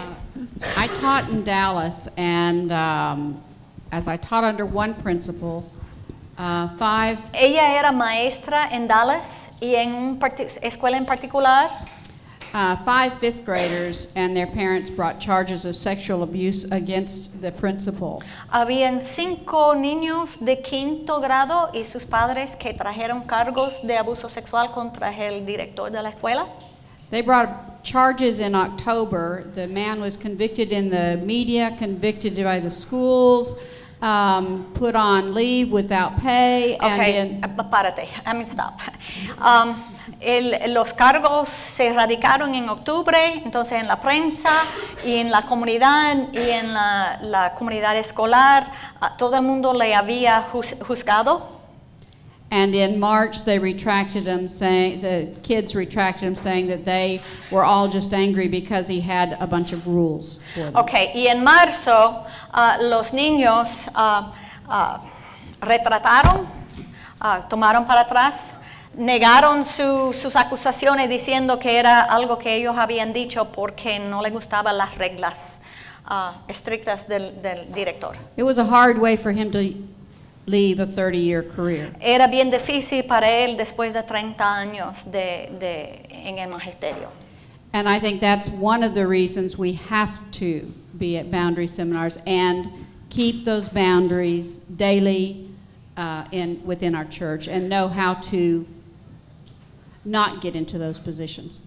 Okay, y por eso yo creo que un taller como ese tiene valor porque tenemos que seguir aprendiendo y recordando la importancia de los lindes y los límites en el ministerio. Okay, any more? Yes, right here. Judith. Okay. This is a little painful. My youngest Esto me duele. My youngest daughter was sexually abused at a campsite by the lead pastor, a different church. Perdón. Mi hija menor fue abusada sexualmente en un contexto de campamento por un líder. I did not learn of that until 3 years ago when she was in her late 40s. Yo no llegué a conocer de esto hasta hace 3 años atrás cuando ella ya estaba en sus años 40. I had wondered why her daughter was never allowed to go to camp. Siempre yo me preguntaba por qué nunca permitía a su hija asistir a un campamento. I now have a 10-year-old great-granddaughter who has been allowed to come to Briarwood only if I'm with her. Okay, ahora yo tengo con mi bisnieta de 10 años permiso para traerla a Briarwood conmigo, solamente conmigo. I have to sleep in the room with her. Tengo que dormir en el mismo dormitorio con ella. We love Briarwood, and their day camp allowed her to come to a campsite because I could not send her here. Okay. Nosotros amamos a Briarwood y el hecho de que ellos ofrecen campamentos diurnos permitió a ella asistir a un campamento porque no podía traerla para acá. This goes down generations, folks. Esto sigue a través de las generaciones, gente. And I have heard so much silence and protecting, as you said. Y yo he conocido o he escuchado silencio y protección. Perhaps I'm a little, because I'm female, feeling it more, but tal vez debido a que soy mujer, soy más sensible, pero this silence has to stop. hay que parar el silencio. There's wisdom in the group. Hay sabiduría en el grupo. Recently, the language of entitlement has been a useful way to understand these kinds of violations. Que últimamente el lenguaje de derecho ha sido útil en entendiendo esta clase de violación. And the sense of entitlement tells the person, what I need matters more than the humanity of this person. Y el sentido de derecho le dice al abusador, mis necesidades son más importantes que los de la otra persona. So the need for persons to meet their needs through healthy ways instead of at the expense of another person is where we get to. Okay. Hay que subrayar la importancia de que todos llenan sus necesidades en formas saludables y no por el uso o abuso de otras personas. And also then to change the attitudes about whose needs matter most, and that children and the weaker persons must be respected. Okay. Y también el trabajo de cambiar las actitudes en cuanto a quienes tienen derecho a recibir o a tener sus necesidades satisfechadas, or some kind of word like that. Yeah, okay. Where are we with the next microphone? Yes. I have two things to say. Okay, voy a decir dos cosas. The first is the fear of not being believed holds many children back. Primero es el miedo de que no le va a creer, aguanta muchos niños, a muchos niños. There are many more true reports than false reports. Hay mucho más informes verídicos que informes falsos. The second thing El punto dos is I did a few sessions, 4 sessions, at our last Synod Assembly. Okay. En la última asamblea del sínodo yo dirigí 4 sesiones on interpersonal violence. En cuanto a la violencia interpersonal. And there were so many people who came up to me privately. Habían tantas personas que me acercaron privadamente. And publicly in the sessions. Y también públicamente en las sesiones. Who talked about their own sexual abuse or their family members' sexual abuse. Para conversar, platicar conmigo en cuanto a su propia experiencia de abuso sexual o de experiencias familiares con el abuso sexual. The problem is very real. El problema es muy verídico. In the NTNL churches. En las iglesias de este área de misión, right? Área de misión, no sínodo, área de misión. Okay. As it is in other places. Como es en otros lugares también. Okay. Thank you for saying that about the sense of entitlement. I don't know who the... Gracias por mencionar el sentido de derecho. The pastor who used to be a CPS employee. El pastor que antes era un empleado de servicios protectores de menores. And mentioned asking the child permission to place hands on the child. Pidiendo permiso a un niño para poder tocarlo. Because this stuff doesn't happen overnight. Our Estas culture cosas no pasan de un día a otro. Our culture in many ways teaches children, and especially girls, that their body does not belong to them. Nuestra cultura enseña a muchas personas, niños, pero especialmente a las niñas, que su cuerpo no realmente es suyo. Every time we tell a child to give someone a kiss or a hug because it's polite and the child doesn't want to. Cada vez que decimos a un niño a dar un beso a alguien porque son buenos modales. Buenos modales, yeah. Whether they want to or not, si desean o no desean. You're telling that child their feelings are not as important as the other person, and it's the child's job to please that person. Está diciendo al niño que sus sentimientos tienen menor importancia y es su propósito complacer a otro. Whenever you see boys, this is for the youth dirigiéndome a las personas que trabajan con jóvenes. When you see boys pulling on girls' pigtails or pushing them. Cuando ven a los niños alando pelos a las niñas o empujándola. And you either say boys will be boys. And dicen, así son los niños. Or you say, oh, well, he likes you. O él te gusta.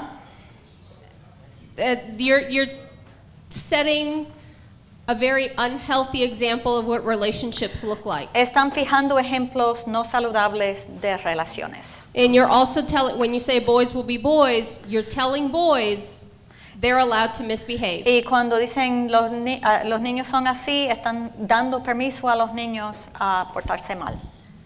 So as you look at the interactions with children, even before we get to the point of sexual assault, there are those smaller things that lead to it. Okay, hay pasos chiquitos que llegan hasta cosas mayores. Okay, we've got some more questions and I want to honor those, but I also want to honor this stomach thing that's happening to some of us. We got 20 minutes. Okay, una más. Okay, Cada vez que tenemos un break en la escuela, yo tengo niños chicos criando. Every time we have a break, a school break, I'm raising up small children. Yo sé de muchas familias que por cuestiones de trabajo, many families, because of their work situations, tienen que dejar a sus niños, a sus muchachos adolescentes cuidando niños chiquitos. Leave teenagers taking care of smaller children. Y sabemos todos que la adolescencia es una etapa difícil para los muchachos. And as we know, adolescence is a pretty difficult thing for Pero desgraciadamente es necesario a veces o es cómodo. When it's necessary or comfortable or easy. Para la familia que no tiene que gastar for families so they don't have to spend money on child care. Yes. Entonces tenemos que dejarles la confianza a nuestros adolescentes. We have to, dile otra vez, perdón. Sí, we're leaving the little kids with teenagers. Pero cuando hacemos esto, estamos dejando a los niños con personas que no son aptos para cuidarlos. Que están creciendo, están conociendo y están explorando el mundo porque están aprendiendo. Están en su etapa de exploración y conocer el mundo, ellos están en diferente etapa que los chiquitos. Pero bueno, nosotros como mexicanos es mucho esta costumbre. Muy común. In the Mexican population, this is very common. Otra cosa que aprendí también en una clase que fui recientemente. Something else I learned in a class I took not too long ago. Que tenemos que enseñar a nuestros niños chicos y a nuestras niñas que no nos deben de tocar nada de nuestra parte de nuestro cuerpo, no nada más las partes privadas. Yeah, we should be teaching children that they are not to permit anyone to touch them. Suena paranoico para mí. Okay, it sounds a little bit paranoid to me, but. Pero creo que estamos evitando dolor y vergüenza. We're saving them a lot of pain and shame. Y a veces nos critican por ser así. A mí me ha pasado. And we get criticized for being that way. Es lo que it's similar to what was said over here. Tricky people, not stranger danger. La persona tramposa no necesariamente el peligro del desconocido. Okay, we doing all right? In another part of the country, many years ago, when I was otra parte del país hace muchos años, when I was a freshly minted pastor, cuando estaba un pastor nuevecito, in my first call, en mi primera llamada, in a struggling church financially, una congregación que estaba luchando financieramente, I inherited a staff. Yo era heredero de un personal which included a part-time minister of music, que incluía un ministro de música a tiempo parcial, who one day came to me and said he was going to quit. Que algún día me vino y puso la renuncia. After many years of service, después de muchos años de servicio, because he was tired of being in church every Sunday. Porque se cansó de venir a la iglesia todos los domingos. The chair of the worship committee came to me after that. El presidente del comité de adoración me acercó luego. And told me, Pastor, I will give you the real reason why Bob resigned. Y me dijo, pastor, le voy a dar la razón verídica por la renuncia. In that, in my insistence to create a youth ministry program in the church, yo estaba insistiendo en la creación de un programa de ministerio de jóvenes. In and with which the music minister would be centrally involved. En que él tendría que participar. I was forcing him to violate his parole. Estaba obligándole a violar su licencia de palabra. As a convicted child molester. Como abusador convicto. Which the congregation did not tell me about. Que la congregación no me dijo. And very few people in the congregation knew about. Y pocas personas en la congregación sabía. When I became their pastor. Cuando yo llegué a ser su pastor. He left and we hired another music minister who we vetted properly. Él se fue. To be sure. Y nosotros hicimos mucho chequeo a trasfondo con el próximo ministro de música. We checked with the members of the congregation who had small children. Hablamos con los miembros de la congregación con niños pequeños. And nothing improper ever happened. Nada individuo, no sucedió nada individuo with this man and the children in the congregation, of con which there are aquel many. señor dentro de la congregación. However, 3 months later, Sin embargo, a los 3 meses, as my wife and I were having dinner, estaba cenando con mi esposa they interrupted the evening news en las noticias de la noche. with live coverage Había cubierto en vivo of the police escorting this man de la policía escoltando a este señor into the police station a la cárcel for child molestation, por molestar a los niños. who was giving private piano lessons in his home. Estaba dando clases de piano privados en su casa. And the parent had discovered the pictures he had taken of her children Alguien había descubierto fotos que él tomó de sus niños and brought them to the police. y los llevó a la policía. We need to be very certain as pastors to properly vet and do background checks on all staff members, including those in positions of trust. Es bien importante entrevistar y hacer los chequeos, investigaciones a trasfondo con todas las personas. Y usted me ha adelantado, you jumped ahead of me, but that's fine. We need to say it a bunch of times. I have this slide up here because I want you to know it's not so much that we have more child abuse than we used to. We are noticing it more because no es que ahora hay más abuso de menores que habían antes, es que ahora estamos dándonos cuenta porque en los 50 estados de los Estados Unidos hay una ley que dice que informar mandatorio, mandatory reporting in all states, all 50 states of the United States. When that happens, we get a higher visibility. Not necessarily it means that it's happening more, but now we know about it more. There is now more likelihood that criminal and civil cases will be prosecuted. Ahora es más probable que los casos criminales y civiles van a seguir a juicio. There's increased education. There's things like this, and there's people learning about things all the time. Hay educación, aumento en la educación en cuanto al abuso. No podemos seguir hablando de los tíos locos. We can't keep talking about funny uncles. We have to take the education and do something with it, and we have it.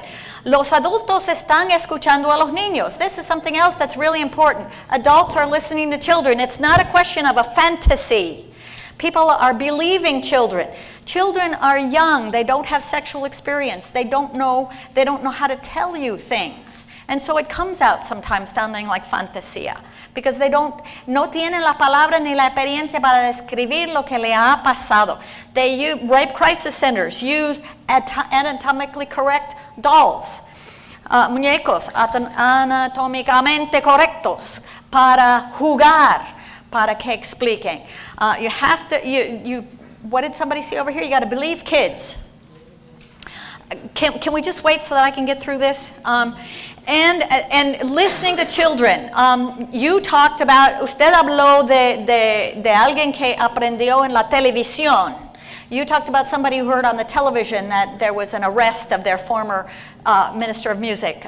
When I was a member of the Caribbean Synod many years ago, our bishop learned on the evening news that one of his pastors had been arrested for child molestation on the evening news. So that threw the whole synod into a turmoil. Esto causó en todo el Sínodo del Caribe una tormenta terrible porque el obispo oyó en las noticias de la noche, vio el arresto de su pastor. So these kinds of things are happening. The other thing that is important for you to know, que están haciendo más fácil a los niños testificar.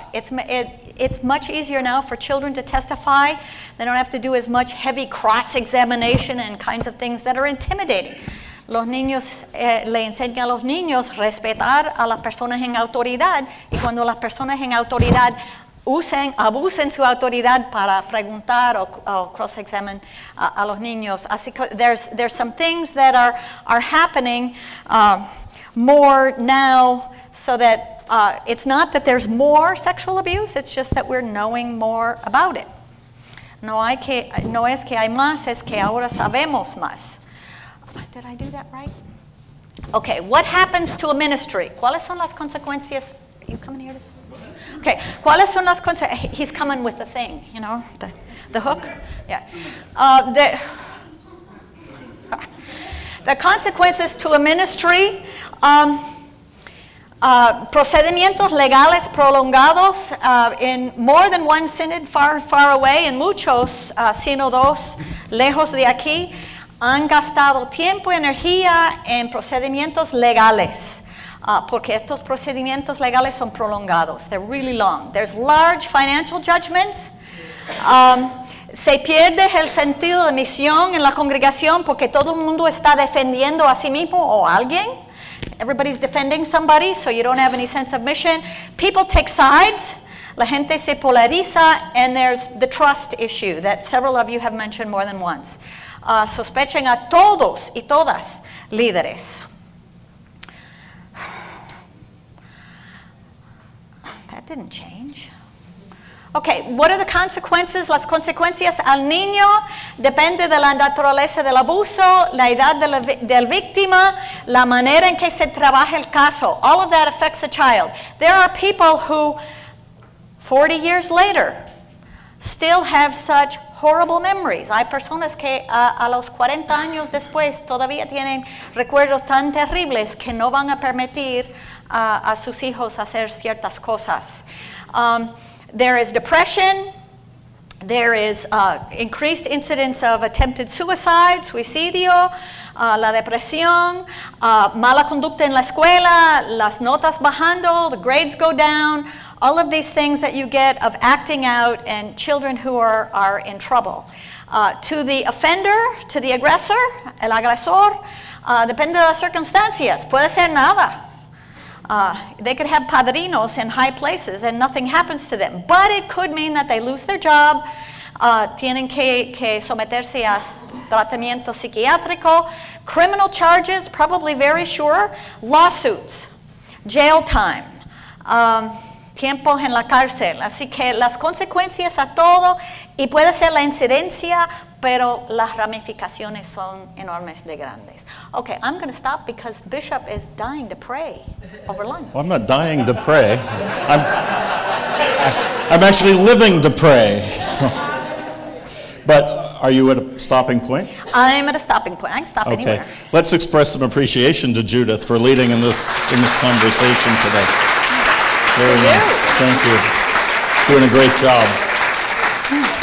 Judith is the director for Evangelical Mission for the Southwestern Texas Synod, and I'm the Steve she is the Steve Knaus of the Southwestern Texas Synod. There's so much that I want to add to what you're saying, Judith, but other people are doing it, and it's great, and I really appreciate what you're underlining for us. I need to say to you that constitutionally I have one bit of authority that's given to me, and only one. People think bishops have all this, in a sense, power. The only power I generally have is persuasion, the power of the pulpit, the power of the perception of the office. But the Constitution gives me just one thing that I am required to do, and that is that I bring charges against rostered leaders if there's of misconduct or an accusation of misconduct. So this is kind of central to the heart of what I'm about, although I want to say that especially over the last 5 or 6 years, I've had very little that I've needed to deal with, because I think people of NTNL have learned some lessons from some of our past that goes back to even before I came into office, and we dealt with some horrendous stuff early on. But I have not yet seen an accusation within the church that I've been a part of that has not had some validity to it. So we always listen to the victims very carefully when they come in. And we don't assume that the rostered leader is guilty, but we have to investigate to find out. And then what we are reminded by our church-wide attorneys over and over and over again is disclosure, disclosure, disclosure. We have to tell the congregation so that if there are other victims, they have the opportunity to come forward and we can provide care for them. So as you're hearing stories of leaders talking about these things publicly. Why don't they just deal with it quietly? We can't do that as a church anymore. If something goes wrong, it has to be as public as we can make it so that people can learn that the church is a place to be trusted.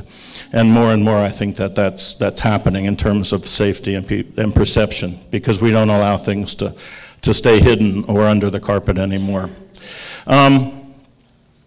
So it's time for lunch, and when we break here, we'll have a break, I think, for a full hour. Is that correct, Judith? Till 12:30, is that right? And if you didn't register and pay your $12 when you came, you need to do that. And somebody, Chris, will be over there to take their money, will they? You will, and your helpers. I think a couple people came in the back door. There are box lunches, ham, turkey, vegetarian over there. And somebody said, I'm not paying $12 if Norm didn't cook it.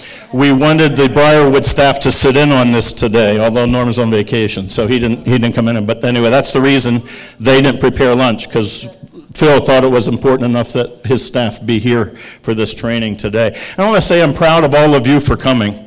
About 110, 115 people maybe have attended this. This is the biggest boundary awareness seminar we've had in the 14 years I've been in office. And I want to say to you that you are generally not the people I'm afraid of. And I mean that seriously. I note who's here, and I'm more nervous about those who fail to come. There are people who never have attended a boundary awareness training in the 14 years I've been bishop. Yes, you got it in seminary, but we have to constantly be reminded of this, not because we're bad people, but because this is so important and so central to what it means to be church. So I'm very proud that you are here. That's a very heartening thing, and it tells me you get it, and that's really important. So I'm going to offer grace. Now, one boundary crossing did happen on Sunday that I need to tell you about, disclosure. One of our pastors went online, publicly on Facebook, and challenged me to participate in that ice bucket challenge for ALS. I think that was a boundary violation, Nick. Don't you agree? This man needs to be humiliated, but he has set out to humiliate me. So publicly, online on Facebook, I similarly challenged Pastor Phil from Briarwood, Pastor Jane from our office, and Pastor Steve from our DEM to undertake the same challenge. I challenged them to participate at high noon today, but it's going to be high noon 40 or so. And we are going to convene out in front of the new building over there in about 10 minutes and participate in the challenge, the Ice Bucket Challenge. If you don't know what it is, get on Facebook or ask your friends. And we're doing it, although I'm going to change the rules, we're doing it for the Sierra Leone Ebola containers. And if you have no idea what I'm talking about, it means you don't read Lifelines or you don't keep up with what we're talking about in NTNL. We have received over the last 3 weeks more than $20,000 to send containers of medical supplies and equipment to Sierra Leone, and that's just outstanding. Yep, you bet. Part of that is a decision by your deans at a retreat last week to commit the money from taking the Portico Health Risk Assessment that the Synod gets back, or the missionary gets back, $12,000, to containers. And we're able to send now, we found a new source, we can send containers of medical goods to Sierra Leone for $8,000 a container. So we have already authorized 2 containers to go, and we're working now on our 3rd container. And checking with Christopher, where are you? If you want to get more information, Pastor Christopher Yanker is among us from Sierra Leone. He's been here about 1.5 years, 2 years now, and he's telling stories of his contact. One of the problems now is that the price of food has escalated. People are afraid to move food around, and food is becoming very scarce, especially in the villages. You can't leave some of the villages that have been quarantined. You can't take anything in. So we're going to start talking, and we have a meeting on Thursday morning about how can we find a way to send food over as well, so somehow we can get it to the villages. There is terror in Sierra Leone and Liberia and Guinea. There is fear that is rampant, and it saves lives for us now. In fact, we've been able to say up to this point that none of our Lutheran folks have died, except Christopher told me this morning 2 people in the church in Kenema, which is kind of the center of this, have now died and others have Ebola. This is going to be a terror for West Africa beyond anything that you can imagine. It already is, and it's just getting worse. So we need to keep praying. And quick comment, because we need to break. Okay. There's a meeting at the mission office on Thursday at 9:30 with the Sierra Leone mission team, and we have somebody from Global Health Ministries going to meet with us to talk about containers and how to get them there and so forth. If you're interested in this and you want to come and join that conversation, you're welcome to come to the mission office at 9:30 on Thursday. Did I hit all the announcements before we have Grace? Yes, Kathy. Yes. That is true, yeah, yes. That was in Liberia. One of the Lutheran pastors in Liberia has died from the Ebola, so. All right, so we're going to take a break till 12:30 after I say grace. If you'd like to witness the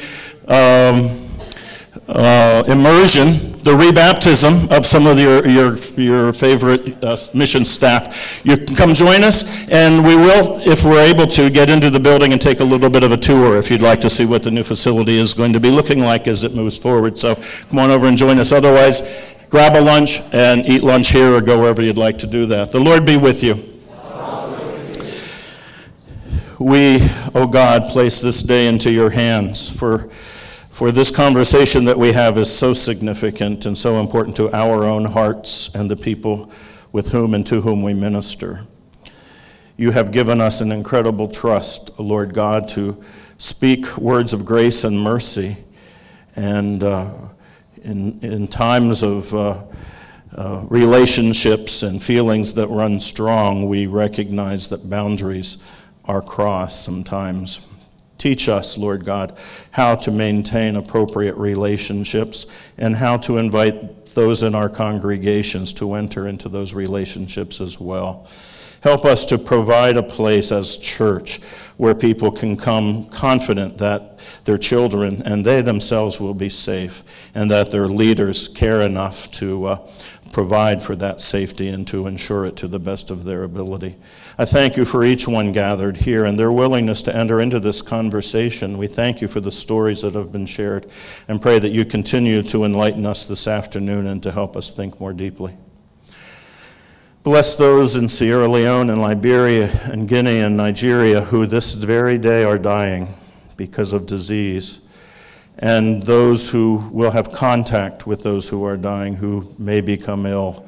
Send an extra measure of your protection to the people of those countries and those who deal with illness in any place. Show us how we can minister to them from here, providing care and opportunity for them to have equipment and supplies that will provide protection and help to bring this disease to containment. Now, O God, bless us as we share food together in fellowship, as we rejoice together in the journey that we are on together as leaders of your church. And may we be strengthened by this for faithful service to you. In Jesus' holy name, amen. Thank you. 1:30, we reconvene.